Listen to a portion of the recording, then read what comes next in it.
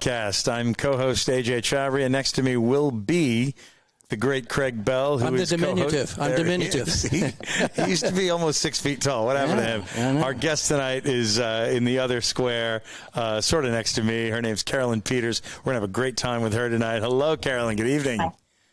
Hi.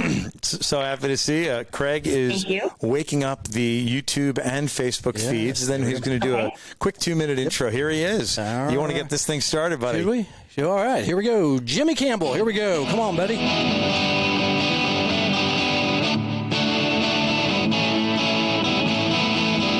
Hello. You are at the net. And welcome, friends, to another episode of the At the Net podcast, powered by Tex-Mex Productions.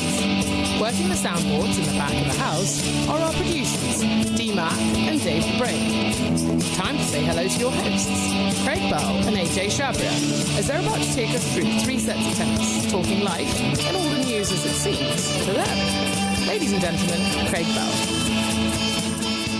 All right. Thanks to our At the Net podcast girl. That's always the very convivial Margot Carter, isn't it? That she is. Yes. Then that's the word of the night is exceptional. Exceptional introduction. And welcome, fans of the great game. You're listening to Season 1, Episode 127.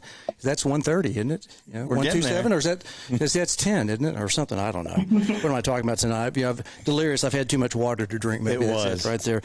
At the Net podcast. We're the podcast, aren't we? We are. Podcast, yeah. Okay, with the great AJ Chavry, always on my left. To my right, the great Craig Bell. So proud to co-host with the man here. And we're talking the great game of tennis tonight, as it seems to us. Thanks also go out to our good amigos at Tex-Mex Productions. That'd be one Darian Deep, Matt McBrayer, and Dave. We did not have a brain sighting tonight, so he gave me the password, so I guess it worked. So I didn't have to call the brain and wake him up, even though he was available. So, he was. Yep, he's in his 20s, but he's like your dad, isn't he? Yes, he is. Yeah. Yes, he is, because he doesn't give me the password. He doesn't give me the keys to the car, very, very much. But they're on the back of the house here on the soundboards. Actually, it's me on the soundboards, moving the dials and buttons to make us look and sound like real people and not those holograms that John Neandale says we can't afford, right? One day. Also, be sure to like and follow us on Facebook, YouTube, Instagram, plus check out our good work on Fireside, iHeartRadio, Apple Podcasts, Google Podcasts, Anchor Breaker, CastBox, Overcast, Pocket Cast, Radio Public, and Spotify. I did it again, all in one breath. That's all the important communication sites the kids find popular, right? Exactly. All right, and if you'd like to read the open intro like the very convivial Margot Carter, hit us up on some digits, right? Hit us up, email or Instagram or any of those, Facebook, whatever. We will we'll work with you on a demo tape. And speaking of exceptional, our guest this evening is certainly an exceptional individual, and that would be the player, coach, teacher, administrator, Carolyn Peters, over in the Secret Square, right? She's in the Secret. Hello. Yes, hello. Welcome to the At the Net podcast. Thank you for having me. Oh, I've been looking really forward to this because we're going to dive in deep to some good juicy stories about ladies tennis. You know? Oh, yeah. That's so fun. I think you could do a podcast every week after TCD or USTA. Yes. We could do a weekend. Yes. Recap. Ooh, that might be kind of fun. That's an idea we've toyed with a little bit, and there are 2 women doing it. I believe they're on the West Coast, and they do a great job. Really? And they're really funny. Yeah. Yeah, there's a lot of stories. Well, I expect Carolyn to call out names and throw people under the bus, because that's like what we like to do here, on the podcast. So we like to stir things up. Right before the U.S. Open, we might as well just kind of get it all out there, right? That's right. That is right. Like I said, we're looking forward to it, Carolyn. I think we met you. Me too. 6 weeks ago. Was it? It was the day of the French Open men's doubles final when we met you. We all were at a great watching party with family of coach and basically friends and family of the players involved. That was Austin Krajicek and Ivan Dodig, who lost a heartbreaker, a really tough match to a couple of our favorites, also Jean-Julien Roger and Marcelo Aravalo. And there we were upstairs introduced to you from our couple of our mutual friends. That was really fun. It was really fun. So I do want the audience to know we don't know each other at all. That's right. We're going to learn a lot. Right. That's right. We just met for 5-10 minutes that day. And other than that chance meeting, and a suggestion was made, and we said, sure, come on. We said, we got to ask this woman on the show. That's going to be fun. Yeah, we haven't hit this angle. We've hit a lot of different angles on the game of Davis tennis. Cup captains, people who've been in the slams of finals. all kinds of angles, other sports as well, but we haven't hit it because we haven't really seen. Oh, we could do female coaches, we could do players, but for somebody to do both, I like this. Okay, great. Yeah, no, this is going to be a fun angle. Like I said, we appreciate you coming on and throwing everybody under the bus because nobody listens in Dallas at all whatsoever.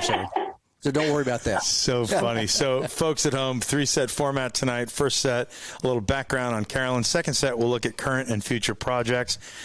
Third set, we'll have some fun, too. So let's have fun all 3 sets. CB, Yep. What do you think? How do we kick this off for the first set? Well, we always go with our sponsors, and tonight our first sponsor is Conga Sports, the first green tennis network. That's our buddy Rich Nair out of the L.A. area that has this exceptional tennis network that he's building, Conga Sports. Look it up, right? Yep, please do. And with that, Carolyn, tell us, how did you get started in the great game of tennis? I love the photo from Parker High School in Janesville, Wisconsin. And so you got to tell us how you got into tennis. Okay, well, I was the type of kid that I played every type of sport growing up. I tried everything, and I wasn't really good at anything. So I just kept trying and trying and trying. And randomly, my uncle started a water ski team in Janesville, Wisconsin. And so my family was heavily involved in the summertime in water skiing. And so that was really my focus. So I never played tennis or golf because we were so heavily into water skiing. But then when I started in middle school and you could play team sports with the school, I wanted to do something, so I did synchronized swimming, not very good. I went out for the swim team. My friends were amazing. I wasn't very good. So the next year I thought, I'll try tennis. So I went and I didn't, I had like high top Reeboks on, thick socks, my gym shorts and like some crazy shirt. And my first coach was a woman named Camilla Owen, and she was brand new. She was a new young teacher and very enthusiastic and never thought twice. Like, what's your experience? None.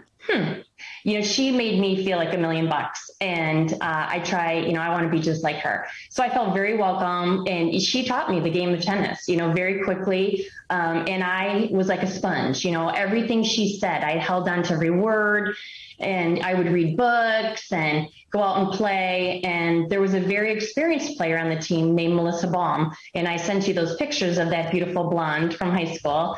And now she's a great 4-5 player in Austin, Texas.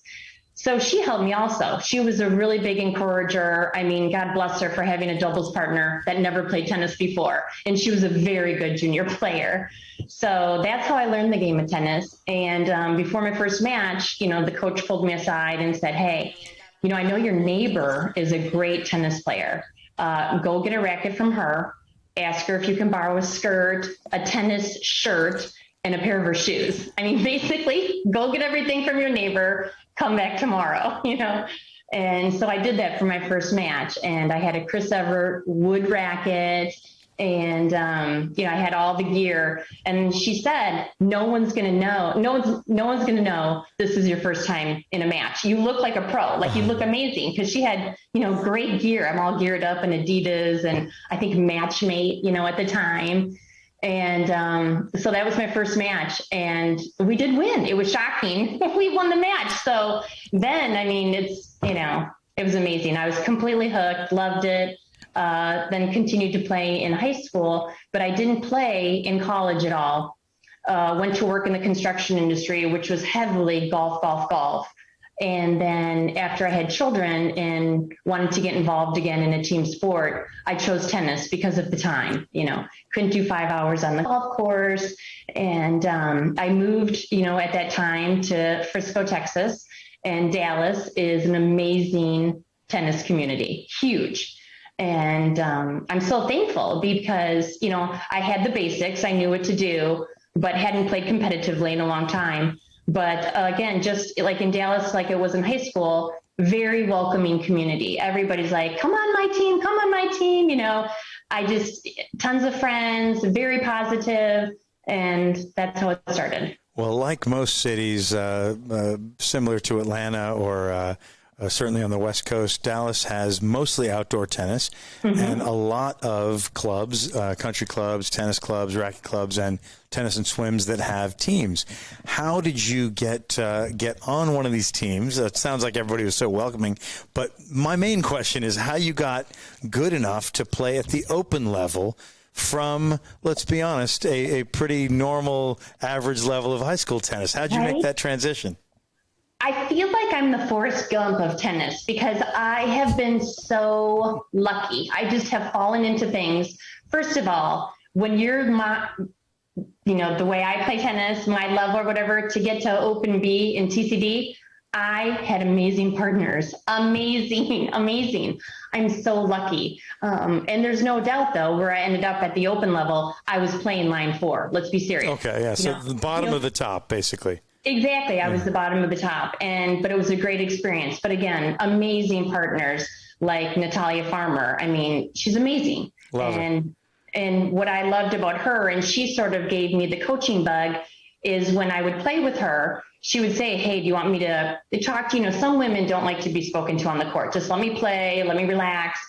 And she would say, well, do you want me to give you some coaching while we're playing? I'm like, yes, please. And she would coach me the entire time. And I would leave. We've never lost.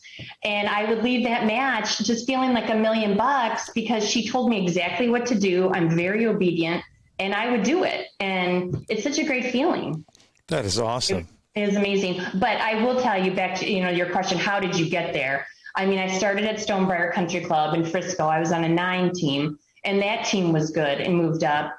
And then we decided to start a TCD team out of our subdivision that we lived in. And we had 4 courts. They became approved. So we formed a team from the people in our neighborhood and some outside.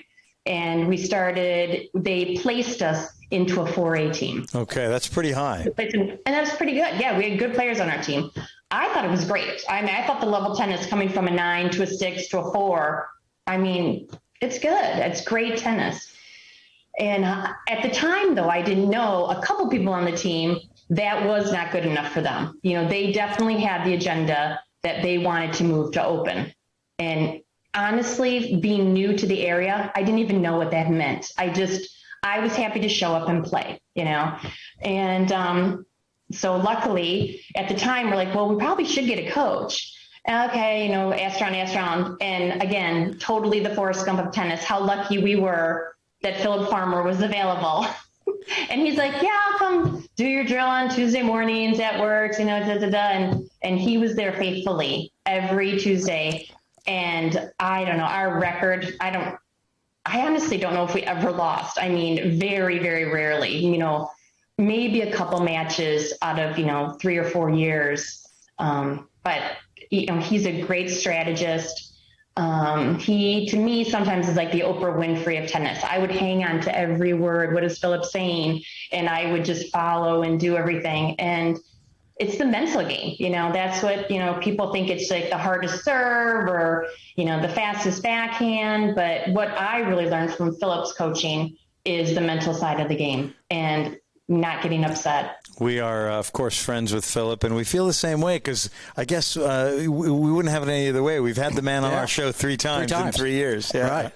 So he's amazing. When he speaks, everybody listens. We love your coach, too, yeah. Did he tell you to flush it? If you lose a point, flush it? That's how I always remember Phil. It's like, well, if you lose a point, just going to flush it. Yep, yeah. Flush it. It's funny, and it's the right thing to do. Yeah. But it is right. I mean, it's just a funny analogy. Of course, but it's memorable, too. Right. Yeah. Well, CB, let's get to the second set. We've got such a good agenda of questions on the second set now that we've got Carolyn's background. Yep. Who's this one brought to us by, CB? That would be Circula Sports. That is the first sports app out there that's merging the worlds of sports and entertainment. Circula is just on it's been out about a month now. And so if you go over to the App Store, you can check out Circula, get the app, and we'd appreciate it because we're on there, aren't we? Yeah, we're on there. And like you said, sports and entertainment, not just tennis. I kind of see it as a platform and an app and a sports agency in many ways. So it's really a cool thing. Do go check it out. And well, without further ado, let's get to it, Carolyn. What is so great? Why is it so popular? I love it. Women's tennis at clubs. What made it so big? I think it's the teamwork. I think women are craving something different than, raising children or, doing the spouse or partner thing, and being with a group of women where you share the same goals, want to exercise, be healthy. It's just a great, healthy outlet, to get involved in. And to me, the tennis players I see, and why I was very much attracted to tennis and golf, everybody I see in the game, they're smart. I think everyone's smart. All the women I have played with, I honestly can't look back and think, that person was a real idiot. Everybody's smart. It's a tactical game. It's analytical, the mechanics of it.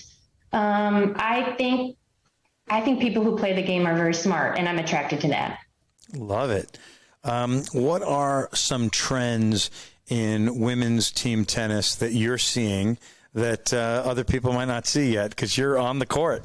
Yeah, I think since COVID, there have been a lot of attitude changes. I feel I'm going to say the 40-plus crowd is not a win at all cost. I feel now just being healthy and family and their own longevity and things like that have taken a precedent over the must win. Before COVID, I was almost getting defeated in the sport at the win at all cost, losing friendships. Constantly people were changing teams and being upset about things. I would just walk away and constantly shrug, look in the car, and first world problems. I mean, what are these people complaining about? And since COVID, I am not seeing that. So I think that's a good thing for the older crowd.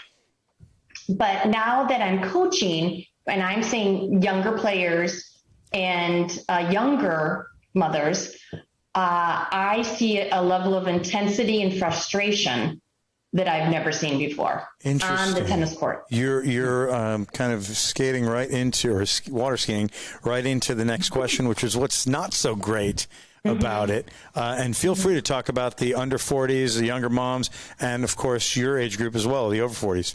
Yeah. So I think the younger mothers, and tennis in Dallas, TCD was created for housewives. Most of the women didn't work. But now, especially with our economy, and that, again, I'll kind of jump around, but the economy the last 2 years, more people are joining the workforce. So people aren't as flexible with their times. Here's one thing I just saw. My 15B team that I'm coaching in TCD, their first match is at 9:30. I want to just take a quick moment. We've thrown some numbers at people. Open is a high level, 1, 2, 3, 4, fairly high levels, which Carolyn has played. The lower levels, or the entry levels, are, you would say, 15, 16, right? Exactly. Yeah, so that's so good. Where girls never played tennis before are entering in 15, 16, TCD, which is Tennis Champions of Dallas. So their first match is at 9:30, and the opposing captain texted our new captain. So she's new to tennis, new captain. And the opposing captain said, well, this 9:30 time is not going to work for us. We have to change the match time to 11:30. Well, as you know, running a club, there's only so many courts. A lot of people, 9:30 and 11:30, they're already spoken for. Yeah. So we can't just do that. And then, the opposing captain wasn't going to take no for an answer, even though it was very polite. And she was very demanding. No, we have to do this. You have to do this. You have to, it's just a sense of entitlement that I think people are seeing in business and at the grocery store. It's not nice. It's not kind. And it's too bad because tennis is etiquette. And so I just think the first time, if you need to ask for whatever reason, but when she said no, and then and so it sort of turned into a text war, and it escalated quickly. Ooh. And it shouldn't happen. But what I think, I try to sort of dig deeper into that. And so I told the captain to learn from not just, she's rude, don't enter this match like, they're terrible people. why do you think she was doing that? Yeah. Let's dig deeper. And I said, you know what? I bet a lot of the women on their team are probably back to work and they're stressful. And just like Natalia, for instance, when we were blessed and graced to have her on our open team, she only would play an 11:30 match because of her work schedule. She'd get to the office in the morning, work a bunch, and take a nice long lunch, sort of eat on the way and rock a match for with you, hopefully win 6-2, 6-1, and then get back to the office by 2. Yeah, and Natalia, historically can win a match in 45 minutes. She's amazing. She's also been on our show. Yeah. Love that girl. Amazing. Yeah. But most people can't. And so I said to them, my captain, let's just, explore this. That's probably what's happening. She's not trying to pick a fight with you. I'm sure her players are mad at her. Their schedules are tight. This is the only time they can do it. This is why they're doing it. So I think that calmed my new captain down. And that helps a lot, to understand why is somebody acting, because you really can't change somebody's behavior on the court when some of that comes out, but you can try to understand it. Well, that's very nuanced look, and I like the spirit of empathy in that response. Thank you. Mm-hmm. Let's shift back to the sort of the positive. What do women like in a teammate? And I'm asking Carolyn Peters, the player, right now, and you're free to talk about it as a coach too. But what do you like in a teammate?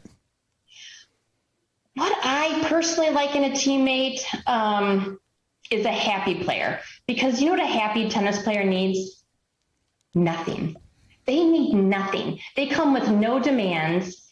I'm so happy to see somebody walk up, smiling, ready to play, present in the moment. It's the best thing that I love. And that's really, as a player and a coach, what I'm trying to give people, because we have so many negative things going on. That's the best thing. So that type of an attitude, I'm happy to be here. I'm glad to be your partner. And what I talk to people a lot, again, I'm going to talk about Natalia being such an amazing player. When I'm on the court with her, she's the president, and I am clearly the vice president. And I know my role. I know what to do, get out of the way, the overhead's for her. And I really like in a playing partner is somebody who knows their role.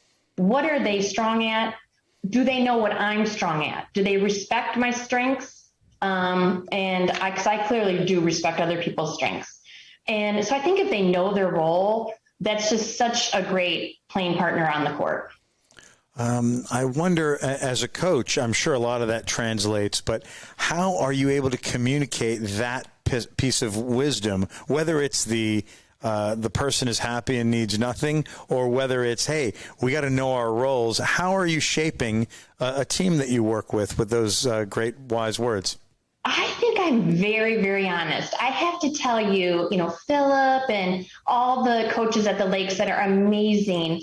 I do feel men coaching women, unless, it's at the pro level, I'm sure their relationship is fantastic. But, the club level with the coach and the player, I think sometimes the pros are hesitant to tell women, you're slow. You're slow. I'm slow at the net. A great playing partner for me is somebody who's quick, So I think as a coach, what I do, I'm very honest with people, and I don't come out and say, hey, your backhand's terrible. You focus on what their strengths are, encourage their strengths.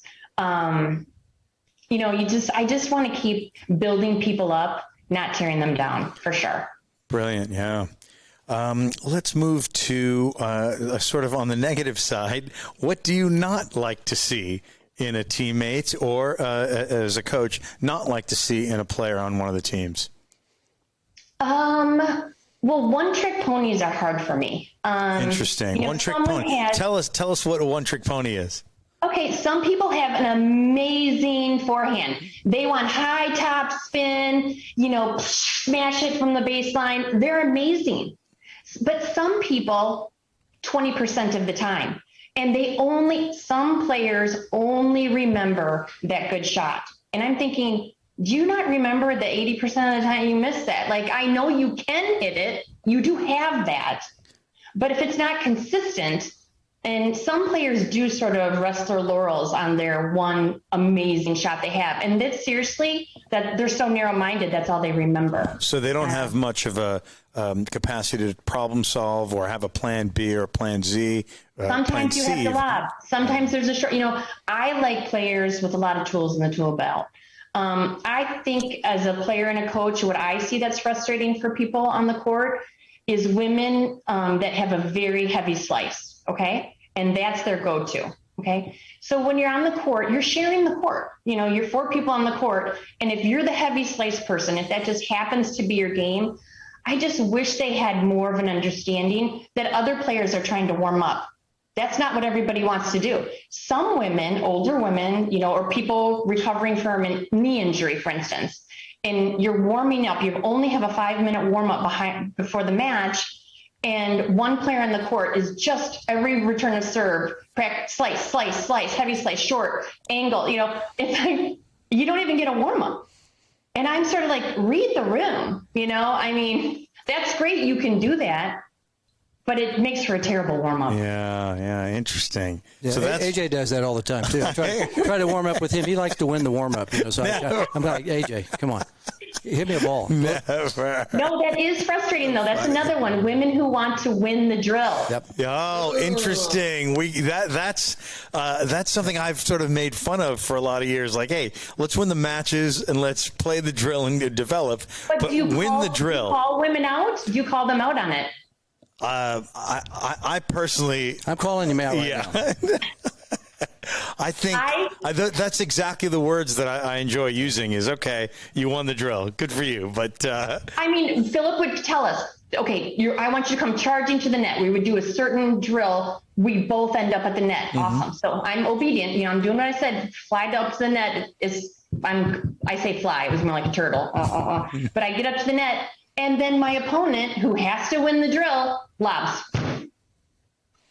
What did Philip say? No lobs. He said no lobs, and then they do it. And, I just think I understand, you're being paid to be a coach. It's hard to tell people. I told you not to lie, I don't know. But that win at all costs, win the drill is very frustrating. Or the other drill is when you have 2 people or 4 people close to the net. And it's let's keep the volley as much as you can. Volley, volley, volley. Let's see how many times, 10, 20 times you can keep the volley in play. And then it goes to the one person that has to win the drill, smashes it at my feet. Why? I don't understand. She is wanting to win the drill and not really wanting to develop. I remember reading a great article. I have coached soccer as well, and it was a German publication. And it was winning versus developing. And I'm like, look, yes. I want my kids to have both, but the way to win is not just to win, it's to develop, especially if you want these players to be good at that level, as we grow, rather than I want to win this drill this moment, right? Yeah, and it can get so intense. I've talked to some other club pros that there will be 1 or 2 women at the club, and they ruin the drill for everybody to the point where the coach will group me the drill, say when the drill is, and then all the other players at the club will call in, hey, is Susie B, is she coming to the drill? Yep.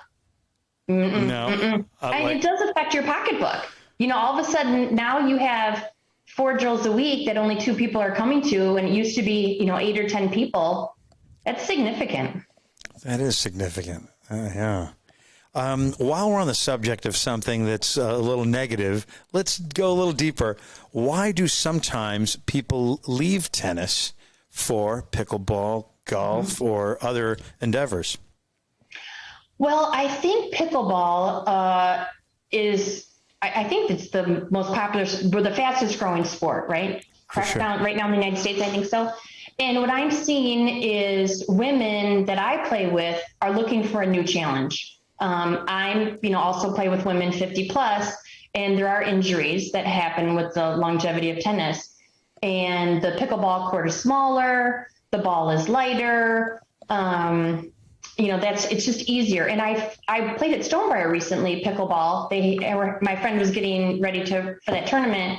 So we played with 20 women there. And when I showed up, it was so easy, 4, 4, 4, and then, okay, now you switch. And it was so easy to manage 20 women on a pickleball court compared to tennis. I couldn't believe how easy that was. The other thing is with mixed doubles, I feel pickleball is the great equalizer. You know, if the man is a 3-5, doesn't get to play very much, and his wife's a 4-5, 5-0, you can still go play pickleball and have a very good time. Yeah. And not so with tennis. Not as much in tennis. Yeah. The other thing with COVID, again, back to the virus and the shutdown, I started playing pickleball during COVID and bought a little set, taped it up in the driveway. And with my children and my cousin's 3 children, we played pickleball out in the driveway almost every day. Very easy, you know, portable. You can kind of do that anywhere. Vacation. Now, that's a lot harder to do with tennis. You know, it's harder to set up a tennis court in your driveway. Yeah, you need a proper court, and nobody has a driveway quite that big. Yeah. Yeah. Most people don't. Hey, speaking of mixed doubles, interesting you asked that. What is, back to tennis and tennis only, what is mixed doubles like for somebody at your level? And again, we're talking tennis now. How do you do it? And I want you to also answer not just about you, but about your students. Well, mixed doubles is very hard for me, I found, because I have yet to play with a partner or opponents that really it's a good match. I feel what I've seen in my mixed doubles, it's a very big contrast between, you know, whether the man is so much better or the woman is so much better or the opponents. I haven't found, personally, I haven't yet. And so classic is my boyfriend is a 3-0. He plays 3-0 USTA. But he I think, more 3-5. So we also played against some very good people, a little bit better than both of us. But I thought, oh, we can compete, you know, but he's super competitive. And all the players on the courts that we're playing were probably better than us, but we can compete.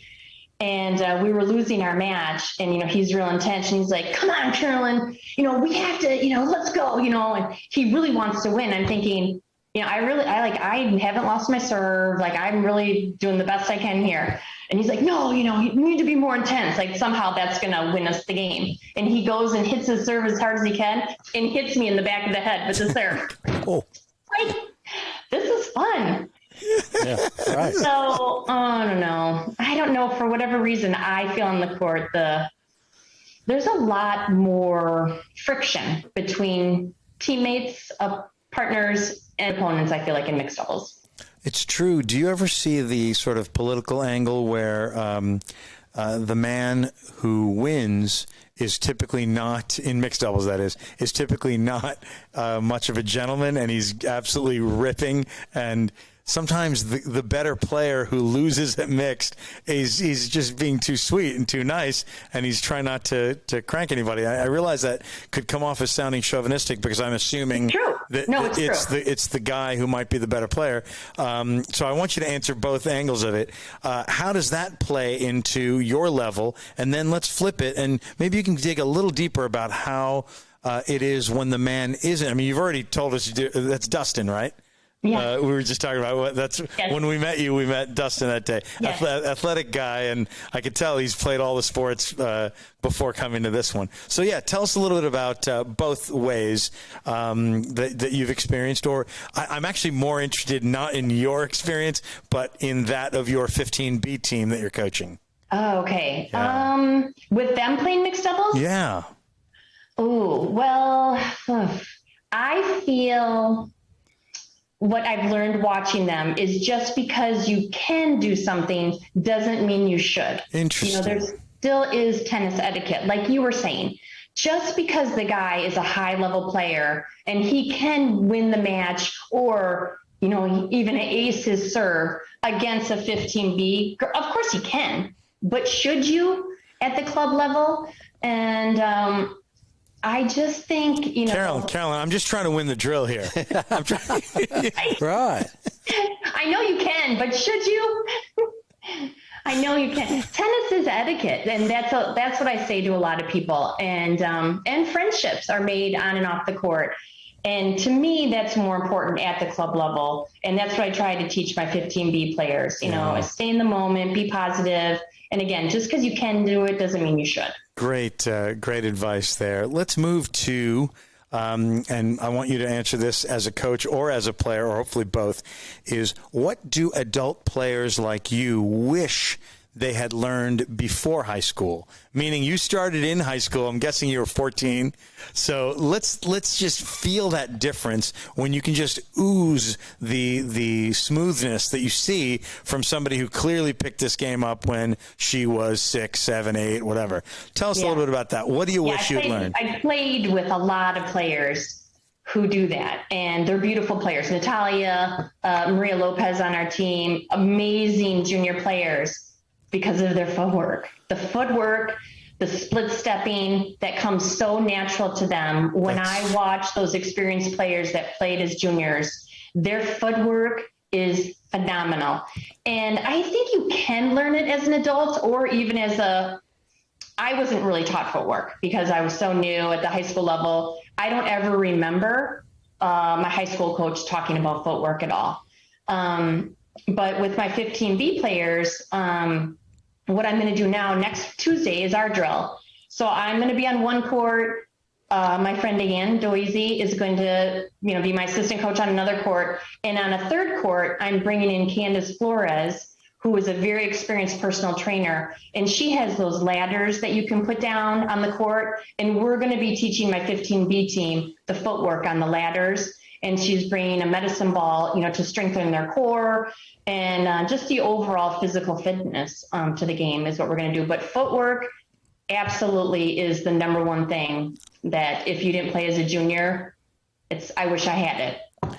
I'm very impressed that you're teaching that. I bet they love it. I bet they love that you're getting a complete education rather than just, here's how you hit. And yeah, but I have to remember who I'm coaching and what I've done. Today is a classic example. I gave a 9 o'clock lesson to a woman named Juan, and she's wonderful. And she was actually with her family in South Korea for the last month visiting, and came back, and I brought the medicine ball, and we're on the court, and, I'm telling her, I'm like, okay, so we're going to do this swing, swing back, and I honestly thought I had done it with her before because I've been doing it so much with other people, and she had never touched a medicine ball. I didn't know that. So I the medicine ball, she's like, falls over. She's like, I thought this was a basketball. I'm like, oh my gosh, I'm so sorry. And it was 6 pounds instead of less than. It was 10. Oh, it was 10. You're heavy. Yeah. Heavy. I have to remember who I tell what. Right. It's important to take notes like that. Real quick, yes. we have a great comment from Melanie. Is it Kiefer Royer? Says that our guest this evening, Carolyn Peters, best member guest partner ever. So, yes. We have a shout out from the audience right there to Carolyn right there from your buddy Melanie. And I just have to talk about her for a second if it's okay. Please. She's one of my first friends that I met at Stonebriar. I'm start crying. This girl, I had just been divorced. I didn't know anybody in town. I'm at my cousin's house right now because they've got the setup for this. And they were my only friends here. I didn't know anybody. So we joined the club, met Melanie, was on her team. I didn't have a doctor for my children. I didn't have a dentist, schools, what to do. I had no idea. I'm from Wisconsin. We didn't have to log in and, enroll your children into school. She taught me how to do this. This woman has done so much for me. And that's why I love tennis. I hope everybody listening to this has a positive experience like I have, because if, you'll run into some bad apples, or everybody's not for everybody. And I completely understand. I'm not for everybody either. But this woman, Melanie, I'm telling you, anything I have needed, she has helped me. And then one other funny story, her husband's an orthopedic surgeon. And I got plantar fasciitis. Who doesn't? I got it so bad, my feet were killing me. And I walked into Dr. Royer's office in crutches, and he looked at me and he's like, what are you doing on crutches? Like, what is your problem? So anyway, Melanie's like, yeah, my husband treats you like me, like no bedside manner, like you idiot. But anyway, like a very honest coach should be. Yeah, it's like, Dr. Royer. Crutches with plantar fasciitis, you nutbag. Well, shout out to Dr. Royer. And your relationship with Melanie, that's the relationships. That's the beauty of club tennis, isn't it? It's amazing. Honestly, she's been a lifesaver. Anything I've needed. It's just such a supportive, wonderful feeling to have people on your side. Beautiful. Beautiful. Mm-hmm. Well, speaking of people on your side, let's talk about team culture. What is a healthy team culture, and how do you make it? And you can speak as a player or a coach or both. Yeah, I think just like in business, and like I said, most of the people that I play with or coach, they were in business or had some type of professional job before they were doing adult tennis. And it's the same thing. It's the leadership for sure. I feel a healthy team culture definitely starts at the top with the captain. And most teams have a captain and a co-captain. And if you see them getting along, just like parents, the parents may disagree in the back room, whatever the thing is going on with the child, but in front of the child, you're united. And I think that's the same with a captain and a co-captain. I have been a co-captain with somebody who I don't think really respected my opinion. And I think it created a toxic culture on the team because I feel the captain did not respect me as a co-captain. And then I feel like it all trickled down. Then other people felt disrespected. There was no trust, just hurt feelings because of that. So I feel if the captain and the co-captain are united, that strength is carried throughout the team. Great answer. And if I may add, captain, co-captain, and social chair. It's nice to have three people as leaders at the top, right? Absolutely. And that's the other thing about the team, a healthy culture. Everybody has a role. I cannot say that enough. So like you're saying, some people are amazing social organizers. That is not me. I am the absolute worst. I am not a tech person. Don't put me in charge. I cannot remember my username and password. I hope nobody understands what happened 5 minutes before this podcast. I was like, ah! And if I have to enter a passcode on a TV remote, I don't like the person I become. I'm a terrible tech person. So that's not me. But I do feel like I'm an encourager. I make good suggestions. I think I am a good leader. But on teams too, which is so funny with adult women tennis, some people truly believe the best player is the best at everything. She's the best driver. She clearly knows the best place to go to lunch. Let's talk to the top player about this. No, they're not. I mean, respect. Everybody has something to bring to the team, and if everybody respects that feels great. That's beautiful. In many ways, you've already answered this, but what constitutes a toxic team culture? I think when a team is created, I just talked to another friend, Amy McNamara, who's at Stonebriar, about her team. She was on a team with people for a long time. I don't remember, she said 10 or 20 years. And Selena Johnson, also at the Lakes, has been on a team with people for many, many years. And I feel if everybody puts friendship and put that first before winning at all costs. If you are a winning at all costs person, and some women need that for validation in their life, I think they should be playing USTA singles. I think to play on a team, you really have to know what does the team want. And I was thinking about this when I was in high school. I had an amazing teacher, and we went to Washington, D.C. It was called Washington Seminar. It was an AP government class. You had to pick a topic, meet with people. But every morning, that teacher made us come down at 7 a.m, and we had a debriefing. And he went around the room, and everybody had something to say, where they were going, what they were doing, what was the agenda, what was our team agenda was going to happen that day. And I feel more, I'm going to try to create that more with my 15B team and the teams I'm on now. I would love to recreate that sort of, whether it's a Zoom or we just meet 15 minutes before the drill, 15 minutes before the match. Let's have a check-in. Are you okay? Okay. Is everything okay? Some people have things going on at home. What's going on, just sort of a debriefing. And then everybody, I just feel that creates such a good team culture when it's harder just on a group meet to say, hey, here's where to meet and what time. I think really getting together in person or on Zoom where everybody can feel heard is a great team culture. That is a good team culture. And you're going to have to remember your group me password too. That's all a part of this, isn't it? It's so hard for me. So hard. Well, thanks for that answer. Let's get to, you mentioned post-COVID, and you actually mentioned some positives since the COVID era. Have we seen, on the Pro Tour, we have seen an uptick in poor behavior? I'm speaking to, Sasha Zverev banging the umpire's chair in Mexico, countless examples. Sorry to single one guy out, but ball abuse, racket abuse, foul language. As we've seen an uptick, a downtick since the Connors-McEnroe era, but an uptick recently. Are we also seeing that uptick in bad behavior or anxiety or some outbursts in USTA or TCD matches? I think absolutely. And one of the pros, I can't remember who said it, said, you can bang your racket one time in a match or hit the chair. But if you do both, you need to, you have mental problems. Like, that's way too much.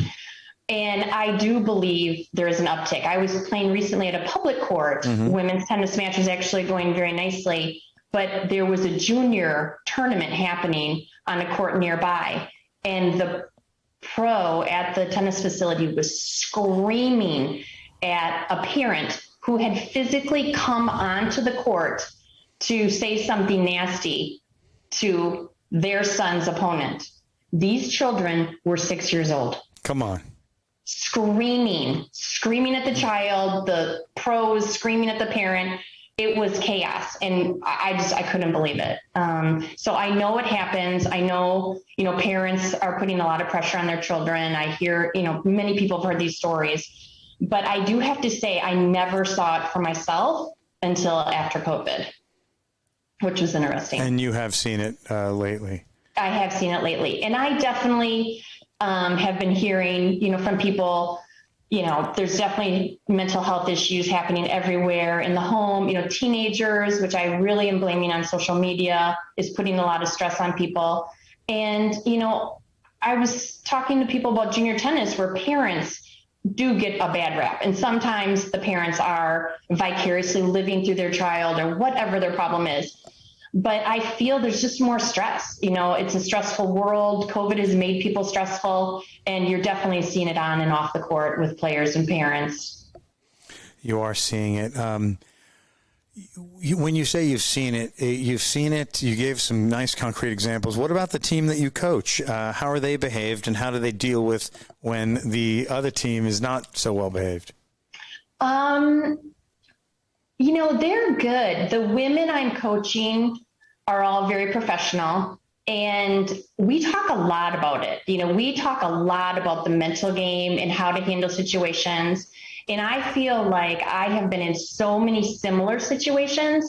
I tell them, because many people feel when it happens to them, it's the only time, it's never happened before. It's only happened to me, I'm telling you, my 15B team, every time they say something has happened to them, I can story top them on a worse thing that's happened to me. And that makes them feel so much better. They're like, you're kidding me. And no, I'm telling you, mine was way worse. Like, you're not alone. Yeah. And how I've handled it. And, it's interesting. When I did start with tennis here in Dallas and some bad things did happen, I had some bad experiences. I played against, some really tough opponents, bad line calls, all the negative things that can happen in the game. I didn't understand why it was happening to me.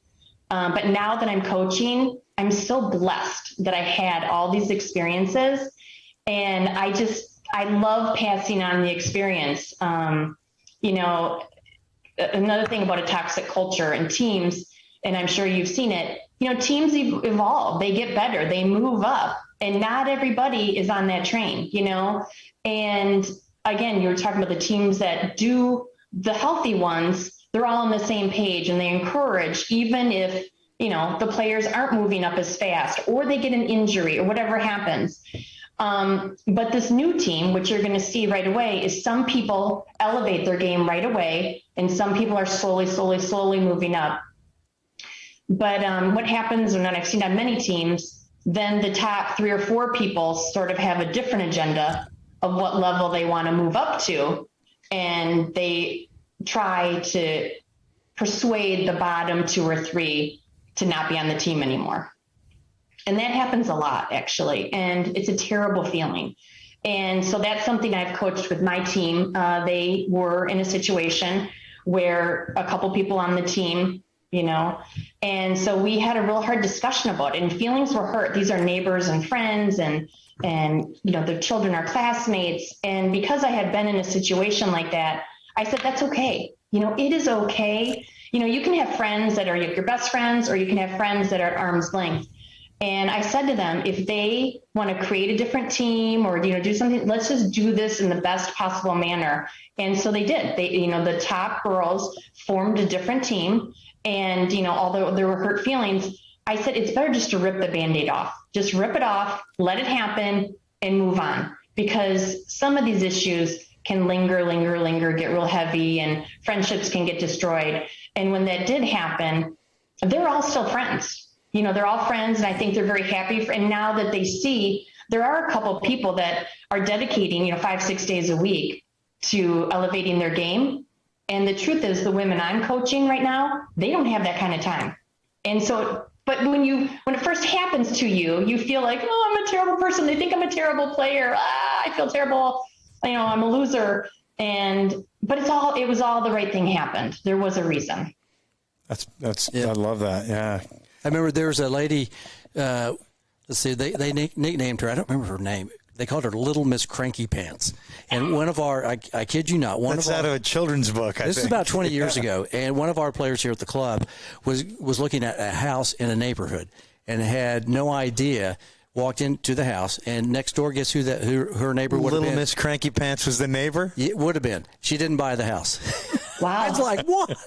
Yeah, that was a true story. True story. The butterfly effect of toxic tennis players on the real estate market. I go, oh my gosh. It's great that people take the game so seriously, and I'm appreciative of that, because that really, and we're laughing and joking a little bit about this, but, TCD, ladies tennis, USTA, Alta, wherever you are, HLTA in Houston, there's a lot of great leagues out there, and tennis does mean a lot to a lot of different people. It's a form to get competitive, but I was like, when I really pulled back, on that and started thinking about that, I was like, wow, you would not buy a house because you don't like the neighbor who was, nicknamed Little Miss Cranky Pants. So funny. I was like, wow. That is a big decision. That's hilarious.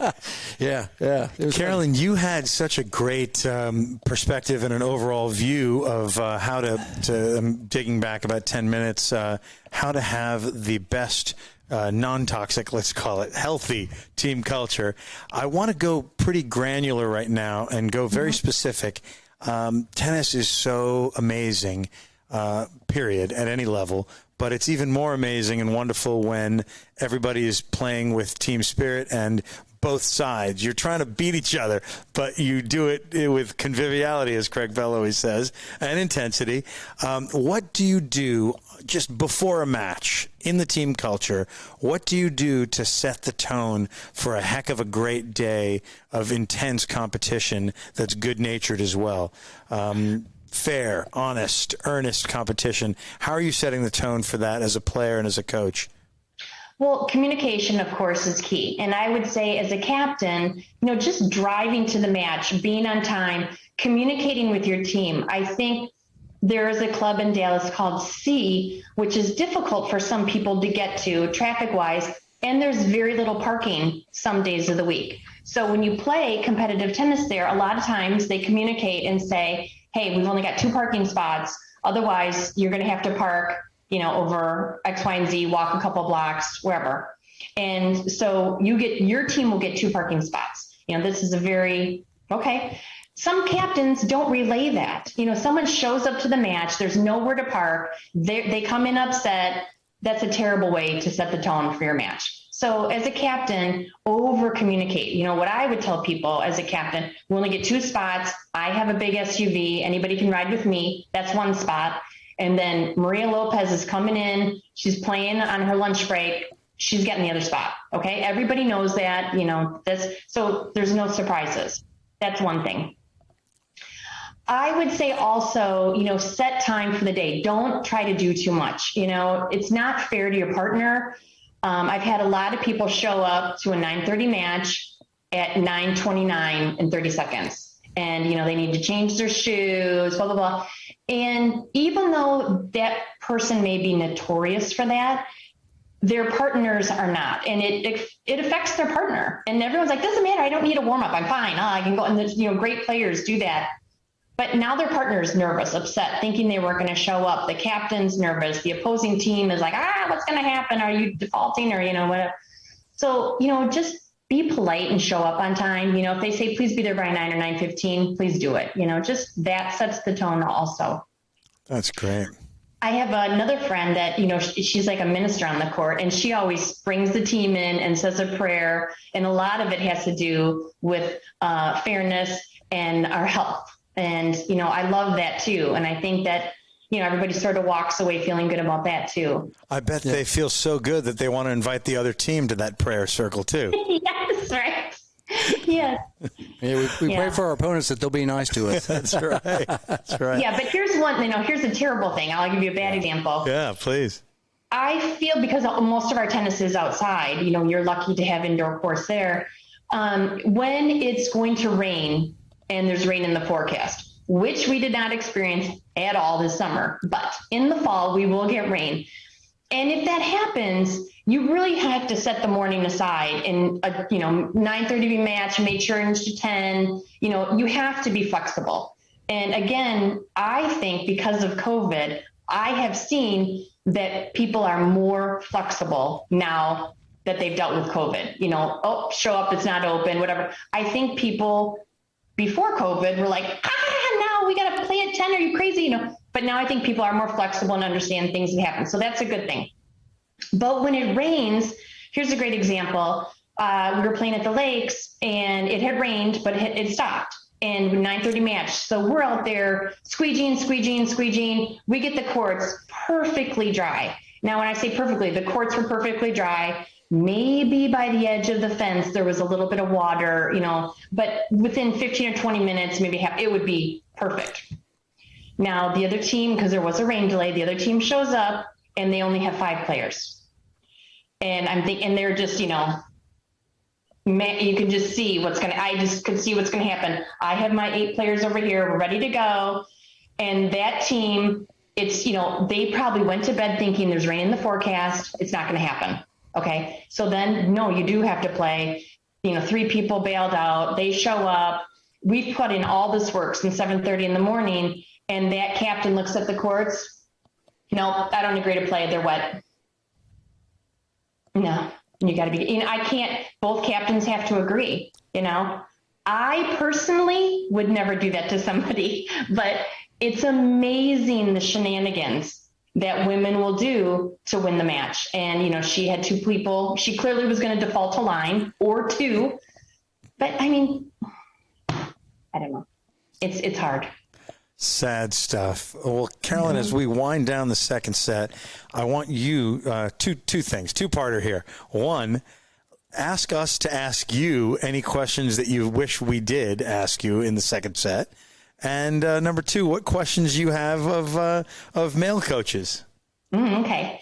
What do I wish you would have asked me? Let's see. I wish you would have asked me what you would like to see more from teams that you're coaching. What don't you see that you would like to see either the team captain doing for the team or just the team doing in general that they're not doing on the court? Excellent question. Tell us what you'd like to see more. Go to it. Okay. I would like to see more women working on their footwork. I definitely, am I asking what I would like to see from you? Yeah. Yeah. Well, I mean, yeah. Meaning this is the question that you wanted us to ask you. So I want you to answer that question. Oh, what I wanted you to ask me. Let me see. Yeah. Let's see. I don't know. I might have to come back to that. Let me see. Well, is there anything that the coaches don't work on that you think that they should work on? How's that? Okay, I love this question. Yeah. So, As coach, we as coaches that. Yes, because now that I've started coaching beginner players, I wish more coaches would understand if the player is a visual or a verbal learner. Yeah. I never had really any formal coaching until I came to Dallas, and I would hear a lot of coaches say things. And I see people adjust so well. And I'm like, I didn't feel like I was getting a lot better. I was okay.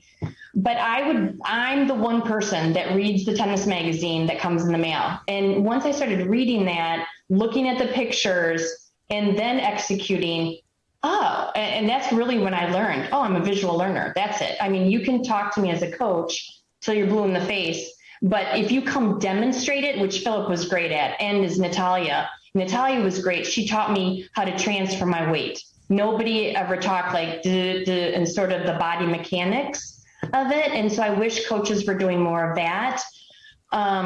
I wish, and what I do as a coach too, I do a lot more serving practice with my team than I don't usually see that at drills. A lot of serving. Interesting you say that. I do know a lot of coaches, they have learned about neuro-linguistic programming. They've learned that some people are auditory learners, some are visual, some are kinesthetic. I mean, every coach knows all this stuff, but they typically communicate in the mode that they're most into. And I love that you cited two great examples, Natalia and Philip, who would show you things, not just tell you things, right? So that's important. And, as I learn more about coaching or just the human brain and learning methods in general, so many people are combinations of all three learning styles. And as a coach, you kind of gotta have all three in your bag, and sometimes know when to use each of them. Yeah, so I think the perfect coach to me would verbalize on the court what to do, strategize, but then also have a whiteboard right on hand. This is what I want to see you. Sometimes they say go, come forward and angle. Exactly. So do that. But then I'll also share videos. There's so many good things on YouTube and Instagram, showing what to do. And I think just once a week, whether your coach does that or your captain, send that out. I think it's a great way to elevate the level of tennis of your team. Tremendous. Is that on court or off court learning? Because I'm following up with this thought right here. Yeah. Like when you work with your team at 15A, which we know is entry level, would they give you the time to do that? Because we're still out teaching. AJ and I teach a 6A team. Would they want to be able to, do that type of learning with the whiteboard behind, and we do the X's and O's and that kind of stuff? Do you think that they would, most of the ladies would do that? What I'm seeing with my girls is they want all three. They love seeing the videos. They definitely with the whiteboard and definitely the talking. And, physically, I just go up literally and go behind them and, show them, nope. I literally move their hand, elbow up, the whole thing. I'm very, very specific because I feel I was not coached that. And even getting so basic, I think is very much appreciated. I'm also impressed with you as a coach, but also very, very impressed that you mentioned something that Craig is very passionate about, which is, I know sometimes it's a little slow, but one of the most important shots you could possibly work on is serving and returning. And sometimes people, they just want to do 2 minutes of that at the end and play. Right. Yeah. And I honestly, that's why I love my coaching the 15B girls. They love to serve. They want to serve, and I just love that they make the time for it. And then you said, do they have the time? Well, these girls are amazing. So we do our drill at 9:30 and sometimes I don't get home till noon. Wow. They want an extra hour and a half. Wow. Mm-hmm. Yeah. They want to play. They want to serve. And I just have to talk about serving and returning too on a team and what they don't know and what I've taught them. I wish more women knew when you serve and return in a warm up, the first serve or even the first serve in a match, don't return the ball. If you know it's out, let it go. Let that first go. Let it go back to the net or back to the fence and then let the opponent do the second serve. When you're on public courts, courts where there isn't a divider, I see so many women, especially, at the newer level, somebody serves, it's way out, and the opponent tries to return it. It goes flying over, interrupts another match, or goes over the fence. Now someone's got to go retrieve it. It's unnecessary, and I don't think they understand, it's just because you can do it, don't, because it's turning into a circus. So I'm really trying to teach that, but definitely my opponents have not been taught that. Don't hit the first serve if it's out. Let it go.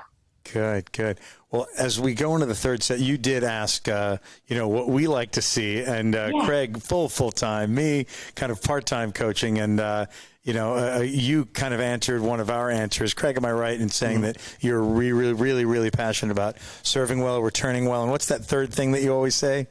What's that? Serve well, return well, and? Have fun. But and then I always have an asterisk also, too.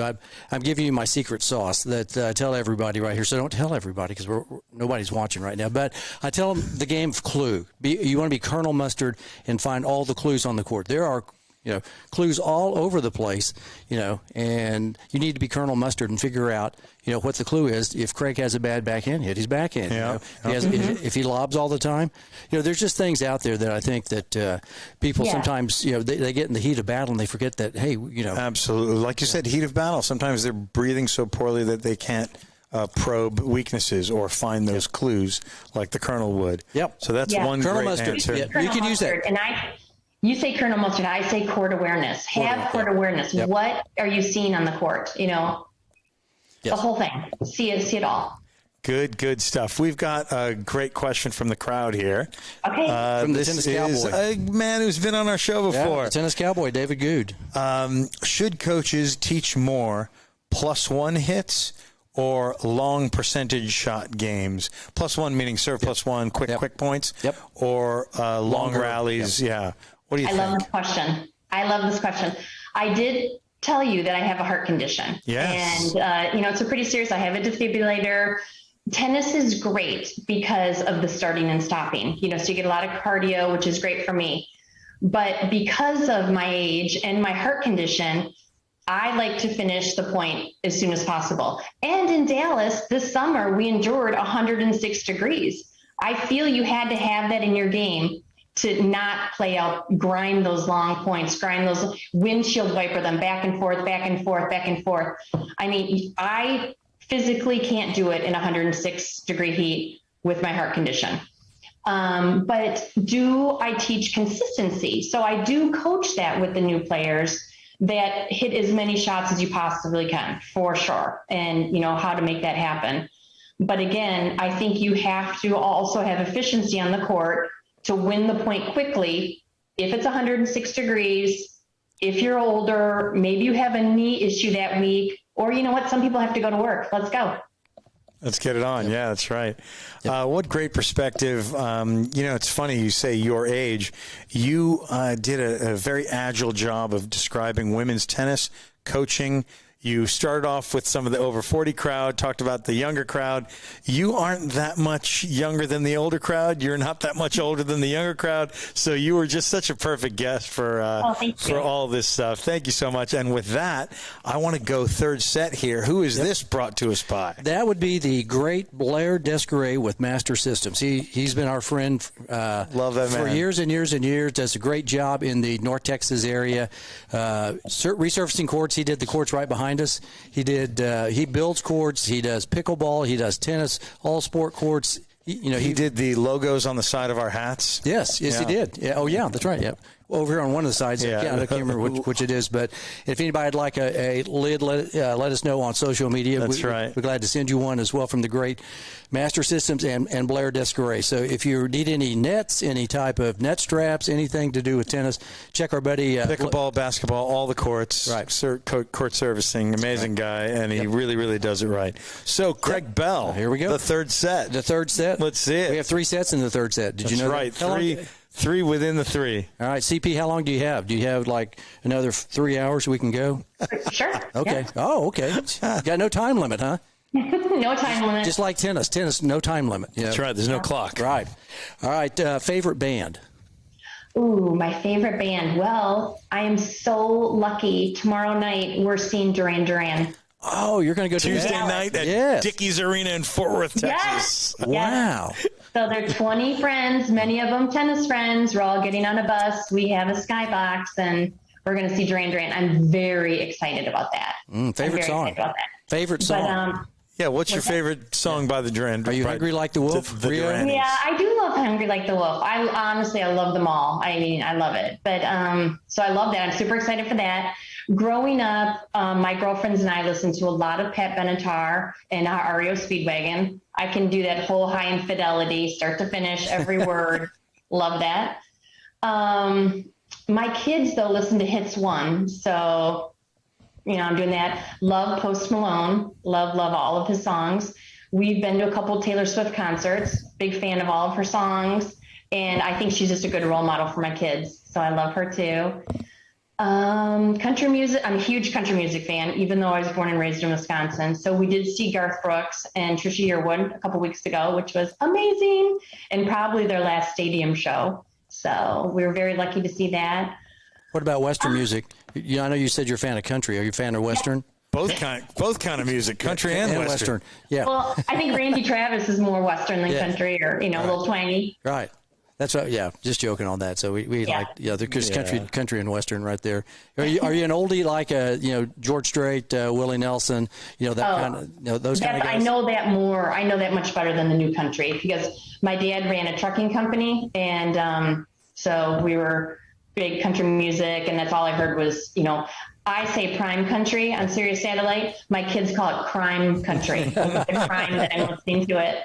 But I know every word to all those songs. Like Johnny Paycheck takes this job and shove it. Might not be too good in today's, there's, well, maybe I think everybody lives that now. Everybody's like, that's my mantra now. Yeah. That was such a great song. Yeah. Johnny. And I love the song, I Got a Thinking Problem. Yes. Not a drinking problem. Thinking problem. Right. Yeah. This isn't really water, I know. Same. Cheers. So, if you could be in a band, and you might have been in a band, growing up, where would you be in a band? In this real band, or maybe a fictitious band? Are you the singer? Are you a front lady? Not front man. Yeah, I hate to say that. Or where would you be? I told you my history with sports. I played every sport. I tried everything. And my parents were like, okay, yeah, try that. Go ahead. You'll be okay. Yeah. Not really great at anything. But I did that with musical instruments too. As soon as I could in fourth grade, played the viola, clarinet, trumpet, drums, guitar, piano, and then I ended up in the choir. And wow. So that I do feel I'm a better, even though I'm not a great singer, but in the car, amazing concerts in the car. Yes. But I do feel I'm a better singer than the instrument player. Have you seen the Eagles before? Oh, sure. I'm amazed when I went to their concert how they'd sing a song and they'd all sort of stand up and then, oh, you're going to play the guitar now? Okay, I'll go back and play the drums. Mm-hmm. Oh, you're going to sing the song? Okay, yeah. And they would just move around. Like, I was like, what? They were so amazing. Yeah. That's definitely not me. So I think I would be the singer. But another funny story, when was it Guitar Hero came out and you could do Guitar Hero and sing and do all that? So I was working at the time at a construction company, and so our company was doing that. And I was like, I don't know, I have bad eyes, I can't see it, I'm doing it or whatever. And the CEO of the company came up and goes, Carolyn, I love you, but you would definitely be a studio guitar player. I don't think. So this singer, are you patterning after, maybe a Pat Benatar, Taylor Swift? Who would you be like? Are you up there active on stage? Are you more like an Adele, maybe, that just kind of stands there a little bit more? What are you doing on stage? I'm definitely an actor. I'm more physical comedy like Chris Farley, for sure. Oh, yeah. I'd be that type of physical comedy, funny singer, yeah. Wow. Like the Saturday Night Live when he was singing. Matt Foley. Yeah, that's right. Matt Foley was a public speaker, and that is a true story because he is from Madison, Wisconsin, 20 minutes from where I grew up. And Matt Foley was a real person in his life. Wow. Did he do the plaid jacket and the belt? I think that he was real in his life. Yes. Where did he live? Was it in a van? Down. No. Oh, Matt Foley? Yeah. No, he lived in a small house in Madison. But I did meet Chris Farley and his brother at the KK. Shocker, I was at a bar in college. And they did their male cheerleading routine back then when I was in college, way before he was in college at the time. He actually went to Marquette out of Milwaukee, and I was at UW-Madison. But Marquette had played Wisconsin in a basketball game. And so he was there and at the bar, and he and his brother were doing this. They were pretending they were male cheerleaders. I mean, I was literally on the floor crying. They were so funny. That's great. Love them. Man, that's some insight right there. I don't think we've ever had a Chris Farley reference. We've had everybody who loves Chris Farley, but never something that real, that deep. He's real. Yeah. Oh, he's amazing. Or Matt Foley. Yeah, Matt Foley. That's still ingrained in my memory. When I was Saturday night, I'm not a real Saturday Night Live watcher here recently. Now, maybe 30 years ago. Oh, man, I was watching it all the time. But that routine when he tells David Spade, "Oh, you're a writer? Okay, Bill Shakespeare." You're using your papers not for writing, but for rolling doobies. Yeah. Oh my gosh, he is so funny. Oh yeah. It was funny stuff back then. All right, breakfast, lunch, or dinner?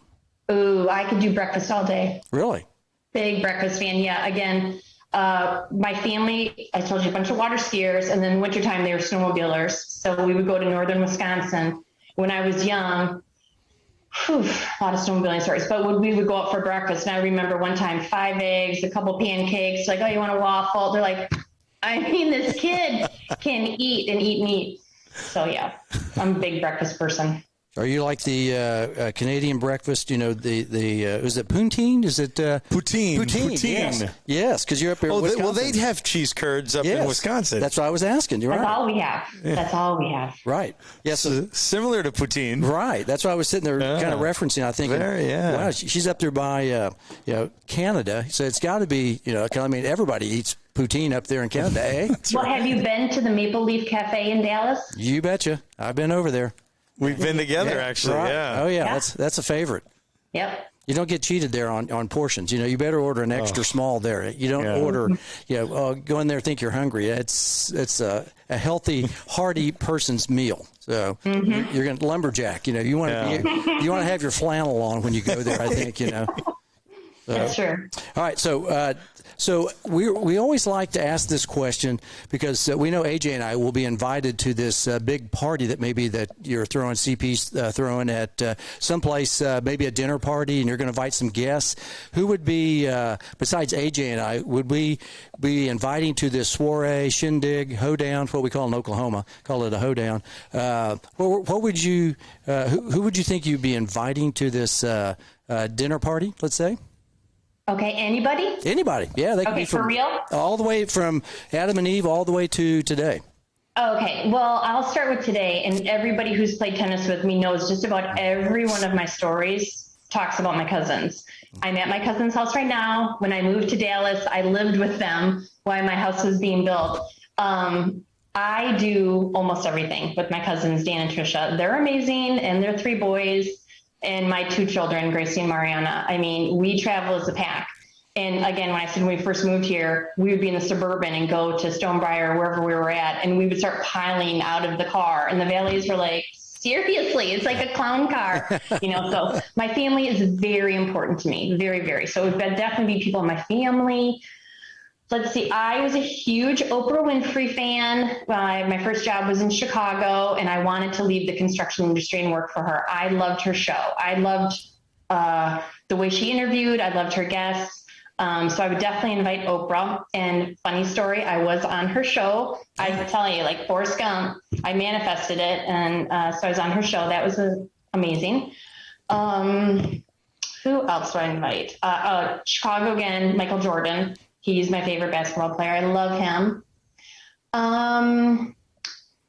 Philip and Natalia. Oh, wow. They're amazing. They've been such an inspiration to me. I just love them. I think they're amazing. I love being around them. I would definitely invite my boyfriend, Dustin Johnson, and his family have been great to me down here. Melanie, who called in or wrote in. Yep. I don't know. Anybody else famous? I'm not really starstruck. When I see people I appreciate, but I can separate the actor from the person. So there isn't anybody really famous like that I think is, I don't know. Well, it can be like anybody from the metaverse. It can be fictitious literary characters. Literary characters. Sure. Yeah. Anybody. Yeah, we're honored to be at this soiree, with your cousins. Okay. We want to meet these people. Yeah, it's like a Chinese fire drill, at a stoplight. Let's see. Well, I really am a William Shakespeare fan, which is crazy. In Chaucer, I like Old English. I was an English and political science major. So I love that type of writing and those old stories.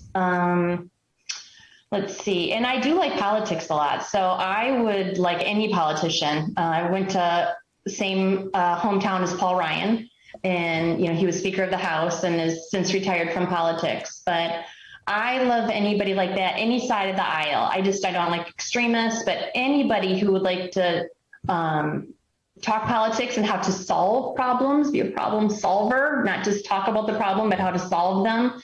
I'm intrigued by that. Yeah, I like Bill. And I like smart people. Yeah. Bill Shakespeare, he's pretty good. Is Dennis Miller? Bill Shakespeare is Bill Shakespeare over there? Yeah. He's sitting in the corner. Hey, I've got to interject and ask you, what's your favorite from Bill Shakespeare? Is it Taming of the Shrew? Is it Midsummer Night's No, I Dream? love Hamlet, and I like Much Ado About Nothing because it's just so funny. I love them all. But, yeah, I like the comedies, and then Hamlet was just a disaster, so it was kind of a comedic tragedy. Yeah. Well, what are we serving at this soiree? I'm interested to know what you would be. Is it something that you would make, or something that you would, maybe the Maple Leaf would bring us some poutine, that's a funny story because today we celebrated my youngest daughter's 16th birthday. Oh, happy birthday! Yeah, Mariana, shout out. And I told my family, I'll cook dinner. I'll do that and have everybody over. And they're like, or we could go to Del Frisco. So we did. I repeated that to the children at the table tonight. And they're like, no, we're a dip family. Like, I love to make dips. I could just sit there, taco dip, corn dip, dip, appetizers, veggies and dip. That's what I love to make and eat. But I'm not a huge carnivore. I will, but not much. I love good salad, a chopped salad. I don't like the big salad where everything hanging out of your mouth. And I'm sort of gluten-free now too. So that's a restriction. But I am a cheeseaholic for sure. I mean, so much cheese in my diet. It's ridiculous. What kind of cheeses do you like? You're an authority, being from Wisconsin. You and the Swiss people, right? You guys are known for cheese. Tell us what your favorite kinds are. I'm Swiss. I am Swiss. You're a Swiss. Yeah, it's not my favorite cheese, but I am Swiss. But I love a good brie cheese. I do a baked brie where you put sort of a pepper jelly jam on it and then wrap it in a croissant and bake the brie and have that warm. Love it. Well, those are. Hey, I'm thinking about coming over right now. It's about 9:30. I'm getting hungry. Brie en route, as the French-speaking Swiss might say. Yeah, sounds like a good dinner guest. Good dinner. The dips. Also too, I'm a dipper. I don't double dip. Like that Seinfeld. That was such a funny. Have you ever seen anybody double dip in your dips? No, nobody does that. And they're everybody knows about it for sure in my family. And they'll get called out. I would say before the mid-'90s, people double dipped. Oh, yeah. And that's the cultural shift that Jerry But after Seinfeld George double us. dipped, that was such a funny episode. George. Yeah. Also, to Susan Drake Allred says, hi, doing great, Carolyn. So I just wanted to give that little shout out thank you. right there. Susan's amazing. Yeah. Amazing tennis partner, tennis teammate, friend, neighbor. Oh, neighbor too. Yeah. Oh, okay. Yeah. Neighbor too. Yeah. Is she a Gladys Kravitz? Does she look out the window? No, she's amazing because she brought her experience from Atlanta. She played in Alta. Oh, she did, yeah. And brought that. So, yeah, she's an amazing hard hitter. Yeah, I have to be prepared at the net because, Well, maybe we get her on at the net. Big also. hitter, the Susan. Yes. Big hitter, the Susan. Yeah. Yep. All right, East Coast, West Coast. Ooh, I absolutely prefer the East Coast. First of all, I need my sleep. And when I go to the West Coast, I cannot transition. I wake up every morning at 5. If I'm in a hotel, they're not even serving breakfast, my favorite meal. I can't sleep there. And so my sleep is way off.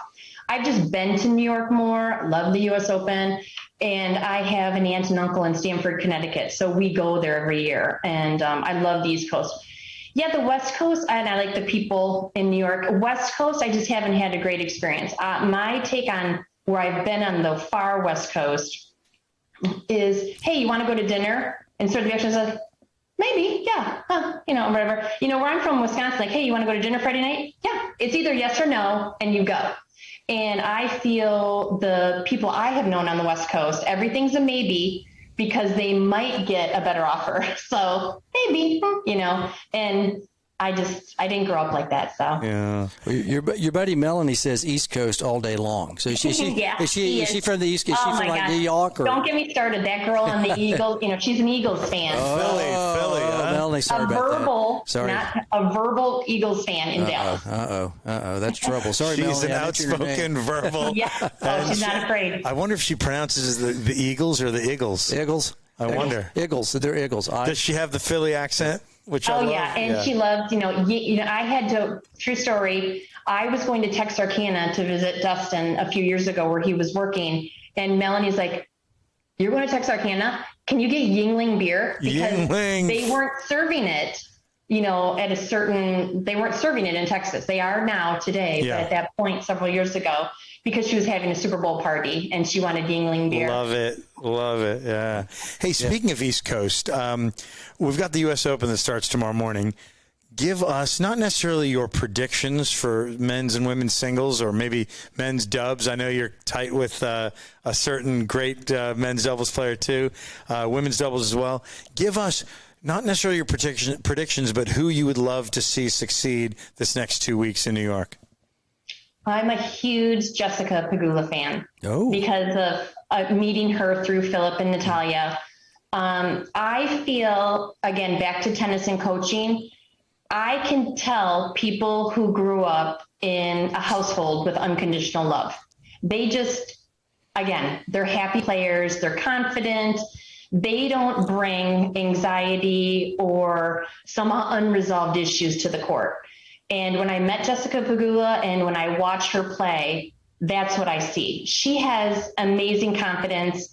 I don't know her parents. I know the history. I know he owns the Bills. But from watching her, I think she grew up in a very healthy, positive, competitive, but happy and healthy household. The way her demeanor is on the court, she's just a beautiful player, and I love to watch her play because of her positivity and her attitude. And she uses the same racket as my buddy right here. She's a Yonex. Come on. That's right. We got to keep, or Yonex, excuse me. Yeah. I'm texting and saying Yonex all the time. It's like Yonex. I know better than that. It's not Yonex, it's Yonex. But, she's a nice player. She's a sleeper out there. This is a really good U.S. Open. What do you think about Serena? Do you think Serena's going to do well, or is she going to be ousted into the first or second round? What are your thoughts just about Serena? Yeah, I think she's done. I think actually she's been done for a while, and for her fans, which is great. She's sustained a little bit longer than maybe even she wanted to, which, I know someone that specifically, Karen, is going to the U.S. Open specifically to see Serena, and she knows so many people love her, and I applaud her for taking care of her fans. But yeah, I think she's been done for a while. Does she cry at the last match when she gives the speech? Does she have a tear and get choked up? How long? I do. 15? I think since she's become a mother, you've seen a softer side of her, and I love it. I think she will shed a tear for sure. It might be a minute. I'll bet you the crowd, once you start seeing the crowd, like Andre, when he gave that great speech several years ago, people wouldn't let him talk because he was so emotional, and they just wanted to respond. I bet you with Serena, they probably do the same thing and probably don't let her talk for a couple of seconds because that they know what it means to her and the crowd and what she's meant to, that tournament in the U.S. Open and what the kind of champion she's been all these years. So. And when you cry, it's amazing TV. They're like, keep it rolling, keep it going, get on her face. She's having a train wreck. But she won't be wailing and crying like she talked about the second time that Sharapova beat her. And Sharapova said in the locker room, wailing, crying, screaming about that match. And then I don't know if Sharapova ever beat her again, but she's a crier. Yeah, she's. This is a different one. When you're thinking it's the end of the road now. It's not like you have another 5-10 years in this thing. This is it. And I'm glad it'll be bittersweet for sure. I'm glad Venus and Serena did get a wild card into the doubles. I think that's going to be fun. I think it's going to be pandemonium up there when they were playing. I bet you that ticket price just doubled or tripled. I'm sure. Even for on the like they were probably playing in Ash. There's 20,000 people. people in there. I bet you that price up there in the top is going to be probably a few C notes. Mr. Franklin's, you might have to shell out for something like that. And a question I also had for you: is this the first professional men's match that they're going to allow coaching? And they won't allow it on the bathroom breaks, but they'll allow it from the same side of the court, verbal and all that. Yeah. I love it. I thought that, and I told one of my younger players that today when I was coaching her. And so I was giving examples because she didn't know anything about Serena getting in trouble for supposed coaching or no coaching, and now they're going to allow coaching. So I was explaining that, and I was giving some examples like, hey, their backhand's terrible, focus on their backhand. And my little player said, but Miss Carolyn, isn't that how does it even make a difference if both players can hear what you're coaching them? Right. And I said, well, they're not going to be as loud as I am. Yeah. They're just going to tell it to their player. Or I said, maybe it'll be interesting. Will they use hand signals? They will, and that's legal. And I think that's going to be the most effective one because they can do it from anywhere in the court, but verbally only from the side of the player. So when, let's say I'm playing Craig, my coach, can talk to me here, but not from there. And you may not see the hand signals, but I will. So they probably give the Philly salute, the middle finger, right there at me, I think it's exciting. I think it's a welcome change because I think tennis marketing could always get better. And I think involving the coach, having a fun, good TV coach, I think could bring a lot to the game. Yeah. No, we're for this. Yeah, I think we like that aspect of coaching. The only sport that doesn't allow any type of advice from an outside person, which we all know it's. You're only 9 years older than me, but more progressive. I'm a little more on the traditional side. No, we have our things on Wednesday nights when we talk about it. I'm supportive of it because I like your pragmatic solutions. But heart of hearts, I'm a little more like a Taylor Harry Fritz, where I'm like, well, maybe I'm going to miss the fact that guy has to problem solve or she has to find it on her own. So I'm both ways on it, and I'm now a fan, and I'm so looking forward to watching how it all unfolds. Me too. You're riding the fence. Don't ride the fence. Come on. Well, I throw the fence at us if you don't like it. I've walked a little over to your side where I used to be like, "Are you kidding? It's you like kidding the best me? thing. You cannot be serious. You cannot be serious. The ball was on the line. Chuck flew up. Right. No, I'm like, I like the fact that you got to fight your own battles. Right. You think Mac would have liked coaching? I don't think he would have liked it, but as a coach, he would have dug it. You're right. As a player, I don't think he would have loved it. Probably listened at all. Paul Cohen, Tony Palafox, I don't know. Yeah. Although he's nicer to them than Andy Murray was to Lendl. I never got that. Didn't get that That's either. Crazy. Yeah. So What's so interesting with it, other than just the verbal coaching we're talking about, is the technology that's coming into the tennis sport as well. The percentage of shots, and they're scouting their opponents. Right. The technology to see how many times with their forehand return do they go down the line. Yeah. How many, and these percentages, and it's interesting. So I think in the future there'll be a coach and sort of a technology director if the player can afford it. That's a great point, because at the moment, and in the past, I would say 5 to 7 years, the tennis analytics, it's at an all-time high, but now it'll be real-time analytics. It won't be on a bathroom break, but maybe there are hand signals where you can say this many times, or he's going up the line with the backhand, not cross-court on that pass, or whatever it is. Yeah. So I like your point that that technology shall be used in real time now. For sure. So what about your men's side? Yeah, I know. You said Jesse Pegula. Yeah. Who's on the guy's side? Do you think that might have a good event? Good question. Ooh, I'm going to defer to you two. I'm telling you, men's professional tennis. I don't know. Well, what about Nikki Kiggs? You think? I'll defer to you. What about Kiggs? You think Nick Kiggs is going to do something? Nick Kyrgios? Yeah, I do, and I like watching him for sure. Nick, what do you think about that? Mate, you call yourself a journalist, mate. Piss off. Next question, bro. I think with the men, who's the healthiest? We were talking about Nadal, you said, hit himself today. And, who's the healthiest? I'm not sure because I haven't been paying that close of attention. Yeah, 7 matches. That is no joke. Yeah. What about how you feeling, Rafa? You feeling good? Well, Carolyn, no, I appreciate your coming on the show today. No, it's going to be great. I'm going to work hard. My knee thing was really nothing. I've had 50, 60 knee problems on my knee, my other knee, and my other knee, no? So I'm used to this, and I'm going to do my best, no? Right. That's right. Ah. It's good answer, Rafa. You didn't know we had so much fun, did you? I didn't. This is really fun. You guys have a great job. We crack ourselves up. We make each other laugh a little bit, yeah. Well, all right. Let's keep going just here real quick. Got a few more questions for you. East Coast, West. I already asked it. Mountains or beach? Are you a mountain or beach person? Oh, I'm definitely a beach girl. Again, growing up water skiing, I love the water. I have done some downhill skiing, and I like it. But again, as I've gotten older, I don't want to get hurt. The whole time I'm downhill skiing, I'm like, oh my gosh, I can't get hurt for tennis. So I'm a little leery of, black diamonds and things like that now.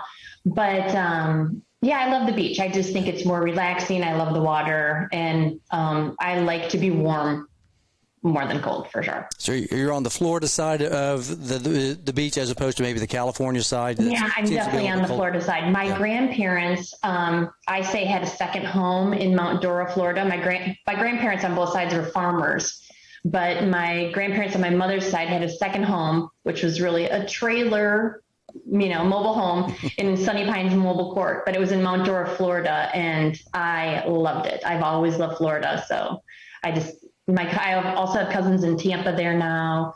And I love everything about Florida. And when I told you I was water skiing growing up, we went to Cypress Gardens every year. That's where we trained for spring break with the pros there at Cypress Gardens. And, I just think it's beautiful. And so we would ski at Cypress Gardens and SeaWorld. So we spent a lot of time in Florida. They're calling Tampa Bay Tampa Bay now because Tom Brady said T-O-M. I heard that today, and I was like, that was pretty funny. I hadn't thought about that. Yeah, that is funny. Not Tampa Bay, but it's Tampa. Tampa Bay. Yeah, I was like, that's pretty interesting. Tom Brady, man, that's Florida's great. I mean, I think it's a great state. I'm a beach fan. I think you've always said you're going to retire in Key West. Yeah, that's right. I'll stay warm year round. I have no problem. Have you two been to Longboat Key Club? In Longboat Key, way south of Miami, I haven't been. I've only heard of it. I've been to Ocean Reef. I've been down there. And that's amazing. I love that club. Staying on the beach is wonderful, and the food. But their tennis club, they have a shuttle. They'll take you over there. And what I learned there, they have a great system at the desk. So even if you're a guest, they'll say, hey, what level of play are you? There's always a drill available every day. Or they'll email their members and say, hey, we've got somebody here, wants to play mixed doubles, or you can play with your partner. They'll find you a match anytime, day or night. And I just think that's such a great quality to have. Yeah, no, I've heard of Longboat Key. I haven't been there, but it's fun. It's great for players. So if you want a vacation, you want to play tennis, I think that's amazing. And true story, I was one of the last people to stay at the Colony. You've heard of the Colony, right? Sure. Absolutely. So when I just got back into tennis, really my first year. So I heard the Colony. I think I went online. Oh, it's amazing and amazing. I had no idea it was like 75 years old and was going bankrupt, right? So we pull in and it's black. There's no lights are on. It looks like Deliverance. It's like, woo, who's here? And we get into the townhome. It was a rented townhome. And we went out the next day. I'm not kidding you. We were the only people there. We went to the restaurant. I was the only one. Went to the tennis drill. I was the only person there. There were like 3 workers. And about a week later, the entire place shut down. I don't know if you know the history. The condo association got into a fight with the HOA and everybody stopped paying. There wasn't enough reserve for the buildings. So the roof was collapsing and the whole place just fell apart. It's like the Eagles, Hotel California. I know she said that she liked the Eagles. You can check out anytime you want. But you can never leave. It was scary. Right. Wow. Yeah, that's the Colony. That's for Bud Collins. I remember Bud Collins always. I've never been to the Colony, but I remember reading about in the 70s and the 80s. Bud Collins would always be the guy, the spokesperson for the Colony. I remember that was his place to go. I think that's on the west side, down by Naples. Is that? So the Colony is just south of Longboat Key. It's Okay. right in that area, Okay. just down the street. But you're right. All the pictures on the wall were like Burt Reynolds, Lonnie Anderson, Johnny Carson. It was funny. Yeah, all the big hitters. Golden era. Of tennis. Yeah. Yep. So, all right, let's work this back into the third set of the third set. So we're going to bring it back to tennis. All right, indoor tennis or outdoor tennis? Indoor tennis, outdoor tennis? Ooh, I love either. I think it's so funny. The first time I played indoor tennis here in Dallas, I had several teammates say, I can't play inside, the lights, blah. You know, they have all these excuses. I'm like, there's no wind. It's so easy. It's so I maybe prefer indoor just because, you know, the no wind, no sun factor. I heard you all had a great facility at UW up there in Madison. That Nielsen Tennis Center is unbelievable. The indoor. It is fantastic. Madison has a great facility. That's where the state tournament is every year. It is. It's wonderful. How many courts are there? 12, 16? I think they're 12. Okay, yeah. Maybe 16 now. But I've seen it online. But I remember one of our members talked about it. He was from up there. He'd gone to college or something up there at one time. He goes, you got to check this place out. He goes, it's unbelievable. I'm like, what? And he goes, yeah, Nielsen went to Michigan, but they'd already had an indoor facility. So he found the next school over that would take the money. And he built a nicer tennis facility at UW versus Michigan, even though he's an alum of Michigan. His own state. Yeah, it was something kind of crazy. Yeah, but I've heard that was really nice. So, I thought you might say indoor tennis, since you might be around the Wisconsin area. There's probably not much indoor tennis from October? When do you all shut it down up there? Tennis? You know, before Halloween, it snows a lot. You know, you have to wear parkers on Halloween in Wisconsin. So, it was about Halloween until, you know, sometimes the 1st of June. I lived in Milwaukee for a long time before moving here, and the wind coming off of Lake Michigan when it was so cold, you know, they would say like, oh, in June, it'd be 70 degrees. But the wind coming off of Lake Michigan some days in June would only be 50 degrees. It was awful. It was awful. So indoor tennis all the way in Wisconsin. Let me divert down a different path, though, real quick. Cowboys or Packers? Since you're a Wisconsin person, you know, when you're in Wisconsin, it's probably the Packers. If you're in Texas, it's probably the Cowboys, right? I'm always cheering for the Packers, always. But I do cheer for the Cowboys every week if they're not playing the Packers. Okay, there we go. Good answer. You're a politician. Yeah, right there. That's the truth, though. And I do have a cheesehead hat. Do you? That's what I was going to ask you. I had one. Oh, yeah. Have you been to some games up at Lambeau? Yes, I have. Oh, My son played the Giants up there. The fans are amazing. I remember the Giants fans came over to our tailgate and they're like, you guys are so nice, you know. There's no fighting and everybody's happy. Many people in my family, shout out to Father Bob and my cousin Mike, who are stockholders in the Green Bay Packers. So they go to the shareholders meeting. And do you drink Stroh's beer and eat brie cheese at the tailgate? I'm not a beer drinker, and I'm not. I used to be, but not anymore. There is a lot of consumption up there, I'm sure, during a tailgate party. Oh my gosh! You have to look on Barstool Sports. I don't know if you've seen this video. Someone just sent it to me. They did a map of the United States, and if the county was white, it was very dry. Utah was all white. They're like, "Is it only snowing there? Or is it what? You know, do they even sell liquor in Utah?" It was so white. And then they showed all the other states sort of light blue, dark blue. And then you look at Wisconsin, it is midnight blue. Like it's so dark, it's almost black. Every county. I mean, La Crosse, Wisconsin has more bars per capita than any other city in the United States. I mean, there are bars everywhere. All the liquor stores where I'm from in Janesville, like Cork and Bottle, drive through. They're all drive through. Bring it in, let's go.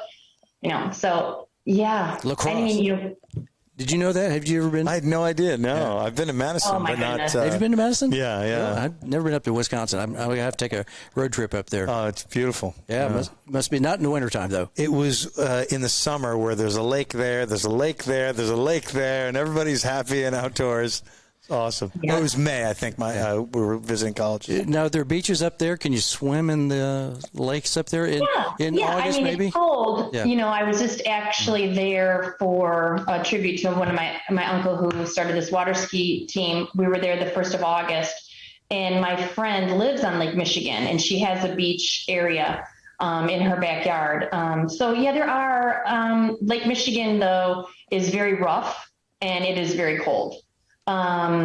Are there beaches? But there is like, there's a beach in Milwaukee that people play volleyball and they go to the beach and lay out in the sun and stuff.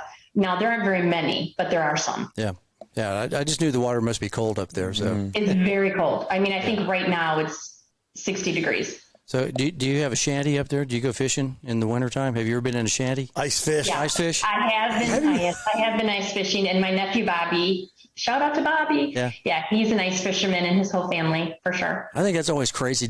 Drive out there on a lake that's probably 200 feet deep, and you're sitting there. You drill a hole maybe 4 feet deep, and then you're like, you can hear. Cracking. You're like, okay, this is and there's a lagoon where we always went ice skating in the summertime in Janesville. And now every year as a fundraiser, they put a car out in the middle of the frozen lagoon, and you have to write for the fundraiser what date and time you think the ice is going to crack and the car is going to fall through. And what is it like, March something or? No, it's so much later. It's April. That's crazy. Sometimes even April, yeah. But yeah, it could be March, but generally it takes a while. Crazy. So I know you said your dad was a trucking company owner. My father, Your father, yeah. Ice Road Trucker. I've seen that show. Alaska. Did you all ever do that? Did you all ever drive across? Because the road wasn't necessarily there, so you had to drive across the lake. Have you ever done that? I haven't, but I think my father did just about everything. Yeah, wow. He was a diesel mechanic, and he did it all. Mm-hmm. Yeah, because I've watched that on television, which is a pretty cool show. Yeah. But those people are nuts. Yeah. I don't know how you hear that. Yeah. You got these, diesel. Oh yeah. No. So I just thought about that. That you said your dad was in the trucking business. I thought, wow, ice road trucking. I wonder if he ever did that. So interesting stuff. All right. Favorite tournament. What's your favorite tournament? It could be the Madison Open. It could be the U.S. Open, or it could be the Janesville Open, whatever. What's your favorite tournament? Well, in Milwaukee at the Town Club, they have a great college tournament. It's just the Town Club Open, and colleges from all over the United States come. And even before I started playing adult tennis, so at this tournament, 15, 20 college teams come. But as you know, there's not a lot of money in collegiate tennis. So when the teams came, you had to host them. We had players stay at our house. So I had girls from South Carolina who happened to be all from foreign countries, stayed at my house. And I loved that. I loved learning about their background, having the players in my house, and then going to watch them. I'm a huge fan. I cheer for the Cowboys, but if I don't personally know somebody on the team, it's not the same effect. But I love that get to know these girls and really root for people that you knew. So personally, that's my favorite tournament when I was hosting and watching. Yeah, that's a good answer. I mean, the housing it creates a lot of interesting. We've done that in the past in the friendships forever. Love it. Yeah. One of my travel partners, Philippa Neerling, we went to the Australian Open. She got to be She got to be, I think, a trainer of one of the kids who stayed in her house from the T-Bar M, the RBC. Yeah. So we were at the Australian Open at the same time. Yeah. And she called up. She said, "Hey, I just want to let you know I'm in town. I've been watching." She goes, and he goes, "Really?" He goes, "I'll tell you what, I'm going to leave you a pass, and you can come sit in my box." You've got a credential. Yeah, and she did. She went and took her picture, and she still has it. She's the physical trainer for. Tremendous. I can't remember who the guy was. He was from Africa, like Egypt, or one of those doubles players. But that was kind of a funny story. That just from the housing, you get to know these people, and you follow them, you really watch them, and you really care about their careers. Because I think that's such a great opportunity for kids to come up and play events, and I can remember those really fondly. I love them. Yeah, so I remember it well. So who's your favorite tennis player? Who it can be male or female. Do you have a favorite out there? Or in the whole world still playing, or doesn't matter. Ever playing? Yeah, just who's favorite player that you enjoyed watching, maybe growing up or maybe now? I loved watching John McEnroe growing up, and I think he's a great sports broadcaster. I love listening to him. I think he's very funny. So he was a fan, I was a huge fan of his. So I loved watching him. Again, I'm a huge Jessica Pegula fan. I can't say enough about her. When I know she's on, I definitely follow and watch her. That's pretty about it, past and present. I love Jessie and John. They're both as good at singles as they are at doubles too. That's a kind of a passionate thing that I but love. men's doubles, Austin Krajicek, because of getting to meet him, knowing that Philip is coaching him. Yeah. I love watching him also. Yeah. We certainly loved having him on the show. He's great dude, guy. Great guy. Yeah, he seems amazing. Yeah. I want to give a shout out to Linda Hoke. She says, "Carolyn, you're killing it." So She really is. Yeah. So she's right here, in the comment section as well. So we appreciate you watching. Linda. Amazing. Yeah, she is killing it. And her husband is a basketball coach, so she's really? lived it all. Where at? Just out of curiosity. He's an attorney and now a judge. But he ran the high school program where I grew up, and that's why I've known them since high school. And you know what? They've been a huge influence on me too. And Jack is an amazing basketball coach, really does more for his players to develop them as human beings than just the wins and losses. And so he's been a great influence on my life. Yeah. Sounds like a nice guy. Wonder if he's related to Will Hogue, Hogue. famous Florida tennis player. There's a guy named Will Hogue that. Same spelling. His brother is famous. Yeah. His brother is Jay Hogue, and he's a big venture capitalist or businessman. I think he's the largest stakeholder in Netflix, and he's a pretty smart guy. Yeah. Do you have any superstitions or rituals? Are you a little stitious, as AJ says? Well, I'm very superstitious, and I'm a huge conspiracy theorist. So that is for sure. Wait. Let's go down that rabbit hole real quick because we don't get to JFK. Lee Harvey Oswald, was he the lone shooter? Was he? Okay, if you come to Dallas, go on the tour. Have you been on the tour? It's a bus tour. Yeah. It's at every hour on the hour down there by the paper factory. And I have done that with anybody who's come to Dallas. I love it so much because Lee Harvey Oswald, his house, is still there. His house is still there. And the movie theater where he went after he shot President Kennedy, the movie theater is still there. And you can see the exact location where he shot the police officer. That's all there. So it's so fascinating because all of these things are still there and they might not be forever. So I think, if you come to Dallas, that is a must see. I think President Johnson for sure has some sort of hand in it. And the other thing I love about this tour, they don't tell you. They're not trying to sway you. Oh, it was the mob. Oh, it was, Johnson. Oh, it was a group, or he was a single. You leave that. You don't know. But you form your own opinion. But my opinion is of where it was located in Dallas. Johnson had a lot of friends here. I just think it's too random that they take this guy in who just shot the president. Randomly, this guy is in the basement of the, police building and shoots him and kills him. So how did he get there? And then, who shot Oswald, that man had cancer. Jack Ruby. He had nothing to lose. He had nothing to lose. So they did want him dead. And then some of the other things I've read that Johnson's wife was a huge, we talk about all the insider trading that Nancy Pelosi and everybody in politics is involved in. But Johnson's wife was a huge stakeholder in the public broadcasting system. And there was a huge lawsuit, $50 million lawsuit, which is big in the 60s, against President Johnson's wife, because of this, incestuous, political / money-making thing that was going to court. I'm not sure if it was the Supreme Court, but it was definitely going to court. And so when Kennedy was killed, that lawsuit was dismissed immediately and boom, went away. Yep. Just the facts, ma'am. Just the facts. Jack Webb, remember that from That's right, Dragnet. Just the facts, ma'am. Who knows? I could be wrong. No, I think like you. I'm always suspicious of that because I've been around there, been in the museum, the fifth floor, sixth floor, Floor. Sixth floor museum. And I'm sitting there looking in that window. I'm like, he has a bolt action, and he knocks off 3 shots maybe in like 3 seconds, and I'm like, from 2 different angles, right? Yeah, and I'm like, I don't know about that. That's then all these people disappeared all of a sudden, and Jack. And they say there's video evidence somewhere that right before the shooting, you see Vice President Johnson.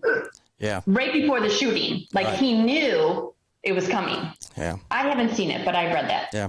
No, that's just my personal opinion, and I've been around a few times down there and just kind of took it in, kind of looked around. I was looking at, they show you the spot there in Dealey Plaza where, the shot, where the car went through, and you're like, boy, that is one hell of a shot. And I know the guy was good. I mean, obviously I think he was a marksman, in the Army, whatever, but boy, there's just a lot of interesting things that, and they didn't release. They had some more information. I don't think they released all the information just recently. Right. They said after 50 years they could release exactly, but they did not release. They did not. That's true. Right. Yeah. So I kind of like, I don't know. I kind of turned my head and kind of squint my eyes on that one. So, all right. I know you said your kids play.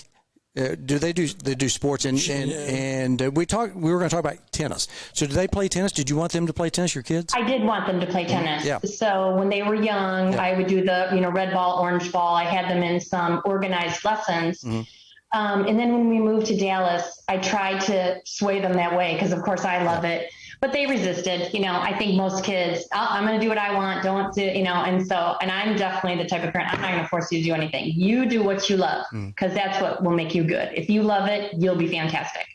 So my youngest daughter, Mariana, chose volleyball and is now softball, and she plays on the high school team for Memorial in Frisco, and she's a very good hitter. I love watching her, and she loves doing it. My oldest daughter, Gracie, was a competitive gymnast, which again, huge in Texas, and it's even getting bigger because of COVID. Things shut down in California. And so it's interesting. The top 3 girls, I think, that were on the podium recently for the last big competition for gymnastics, they were all from Texas. So families moved their kids here during COVID because we were more open. It's a big deal for gymnasts not being able to practice for a week or a month. It's huge what sets them back. So I think all the best gymnasts are here in Texas, and you'll see that. But Gracie, my oldest, was interesting. Almost every time before she'd go on the balance beam, she'd have this terrible, Mom, why did you let me choose this sport? It's so hard. Why didn't you make me play tennis? She'd every time this huge guilt. This somehow was my fault that she had to go do a backflip on the back, on the balance beam. I never wanted that for her, but she chose it. Yeah, no, have you been down to the Carolyn's place down in the Woodlands? I haven't been there, but I've heard about it. Yeah, I always want, because I know that's a big place, kind of like Nukes for tennis. Yeah. We're going to be, AJ and I will be down there in a couple of weekends. But I've heard the Carolyn's have that awesome place that a lot of Americans train down in the Woodlands. I believe it's the Woodlands. Yeah, just outside Houston, Texas. Bella Caroli. Yeah. Caroli. And his wife was Mark. The culture of gymnastics is interesting. There's not a fun factor in gymnastics. In the coaching, none of it. The Carolys were militant, and the coaching is based on fear, for sure. And that's still the culture today. Interesting, yeah, because it looks like it doesn't look like there's a lot of bitter beer faces there. Maybe they're happy when they get through and they get the gold medal or something like that, but otherwise it's a pretty you better be right with ball, as they say. So you got to be tough. It's a tough culture. Yep. So last 2 questions. All right, we got a couple of good ones, showstoppers to end with. Now, I know that you said that you grew up, doing some other sports in Wisconsin. If you wouldn't have been playing tennis, which sport do you think you would have really kind of moved into? I'd definitely be a golfer. I wish I was a better golfer. In my family, I'm the worst golfer. And, I can shoot consistently in the 90s, and that is hacker, terrible. I'm the worst golfer. I have amazing golfers in my family. Nobody joined a country club or, I didn't have any of that, but they just learned it, whether it was in high school or they just loved going out with friends. My aunt in Connecticut was club champion for several years, hole-in-one trophies all over the house. Wow. Amazing. Yeah. She'd drop her kid, she'd be driving in the carpool to school and she'd see a friend. Oh, kids, go back with Marjorie's mom. Go back in her van and, book it to the golf course, Amazing. My cousin Dan, amazing. He was a golf pro. He taught at Treasure Island, outside of Miami, right next to Miami, and met his beautiful wife, Laura, there. And his wife, Laura, competed in the Golf US Open. Just amazing golfers in my family. I wish I was better at it, and I do love it. Yeah, it's a great sport. It's a good complementary sport. Obviously, at country clubs, golf, tennis, kind of go hand in hand together. All right. So the last question. This is a big picture. If you were the commissioner of the Great Game, and it's entrusted into your hands, and it could be anything in the Great Game, whether it's pro, amateur tennis, college tennis, junior, adult. If you had the magic, wand right there, is there something that you would change or changes that you would make, or do you like the Great Game the way it is? I do respect the game. I love the etiquette and the sportsmanship. I feel like what I would change, for instance, locally here in Frisco or in Dallas, if I was the mayor, I would encourage more community to be built around tennis. And I think it's easier to do than other sports. I don't see any tournaments out there, mother-daughter, father-son, maybe at your club, right? But not at the public, at Warren Park or, the public, something the whole city could have. Or even a ladder, a tennis ladder, where the whole city could be in it. So like, hey, did you break 200, whatever. I mean, I think it's a good way to meet people. Again, a great sense of community that I feel with the technology that's happened since COVID, the isolation, just people being on their computers more, less, people going to church or wherever, I think tennis could build whole communities better with the sport. Yep, and that's a great answer. I mean, we haven't had that aspect on the podcast. After we asked it this 127 times, and we've had some interesting answers, but not from a community standpoint. To really get. I started thinking of Alta. Alta in my mind.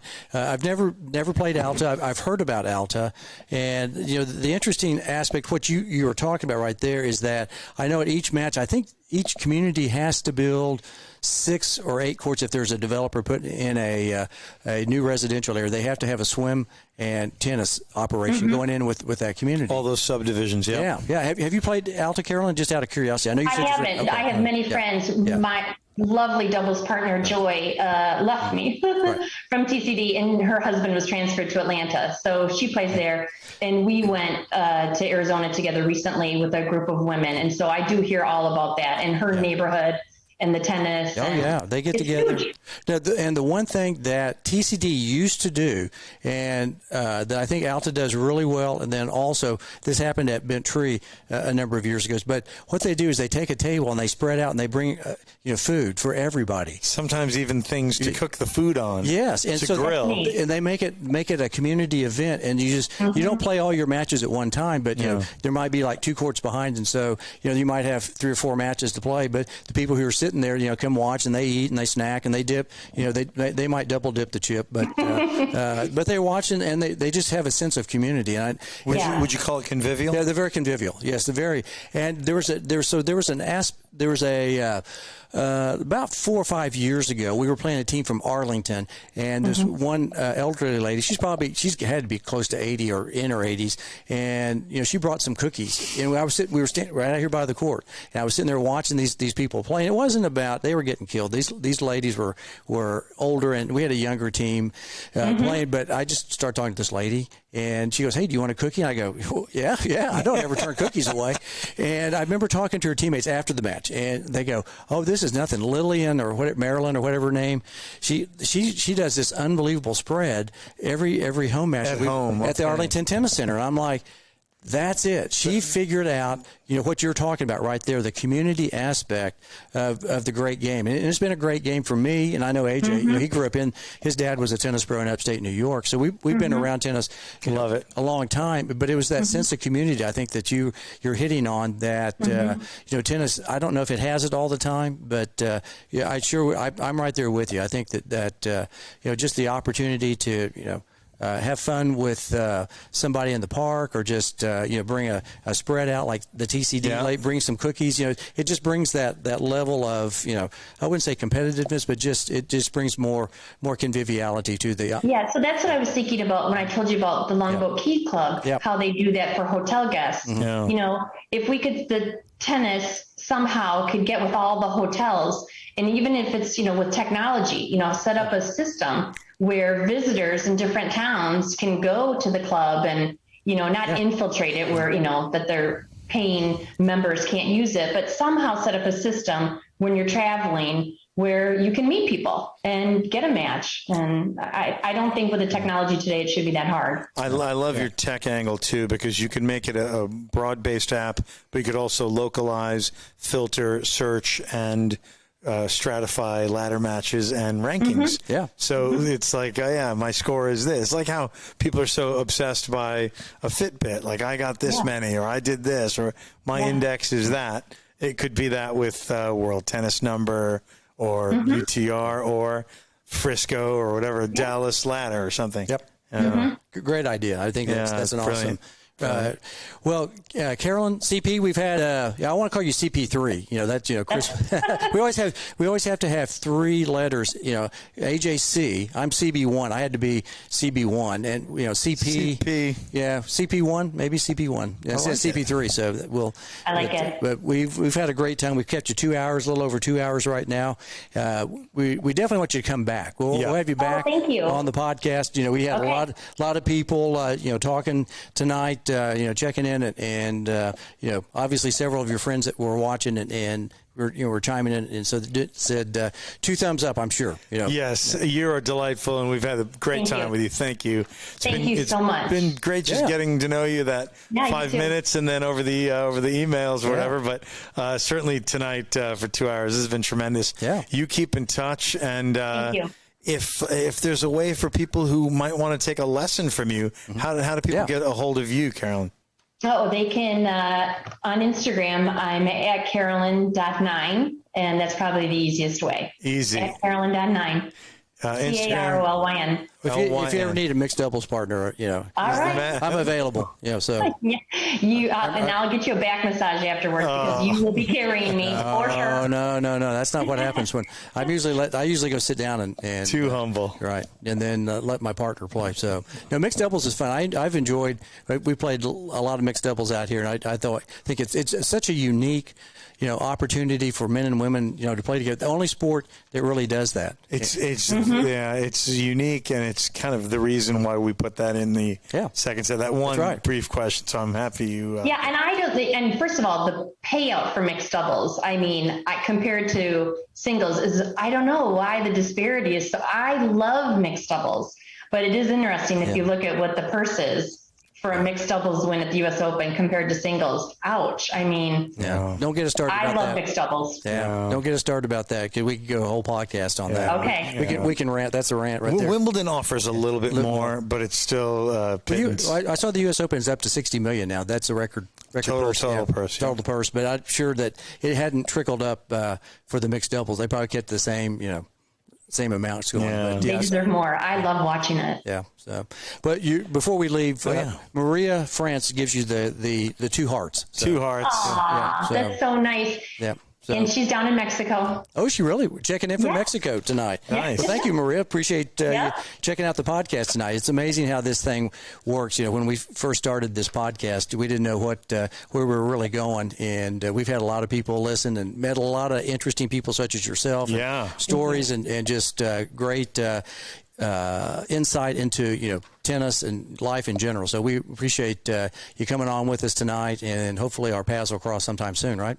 I hope so. Absolutely. Carolyn, you're a delightful guest. Huge thanks. Yep. Thank you. Have a great U.S. Open and a brilliant fall season as you coach and compete this season. Enjoy it. Yeah, look forward to maybe we'll see. You. We have a 15A or 15B team. I'm trying to remember which way they are. Maybe we'll see you on the court. I'll see you on the court. Yeah, so all right. Well, take care. Thanks, Carolyn. Thank you. Appreciate it. Cheers. Good night. Thanks so much. Bye-bye. See ya.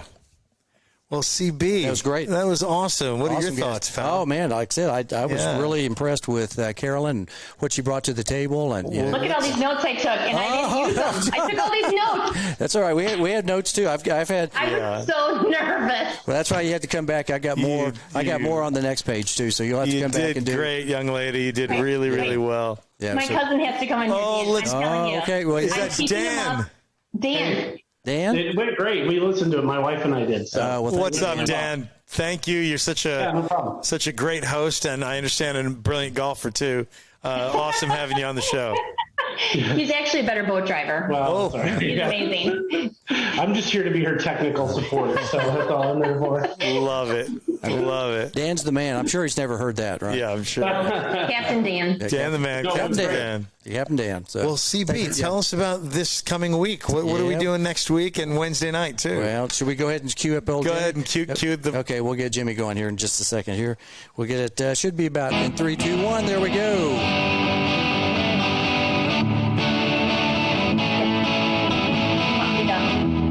Thanks for listening to Season 1, Episode 127 of At the Net Podcast. Join us next week. We're going to be talking to Scott McCullough with Cliff Drysdale. Cliff Drysdale. He's the Chief Operating Officer of Cliff Drysdale Management. So he's National, international, actually. Yeah, big hitter. Big hitter, the Scotty. So, and Wednesday night, of course, Instagram. We Where we get to find out what's in Craig Bell's tennis shorts. Big fat nut. We call it tennis shorts, short version of our show. No guests this week. Just Craig and me riffing on the U.S. Open. Right. So, and lastly, be sure to like us, follow us on Facebook, YouTube, Instagram, and other social media outlets that we're on. Plus, tell a friend or a friend, as we want everybody to be an At the Net Podcast nethead, right? That's right. All right. So, I think that's about it for this evening, isn't it? You think? That's it. Have a good night, everybody. And that's the tennis news as it seems to us. Good night, everybody from Dallas, Texas. Good night. Yep.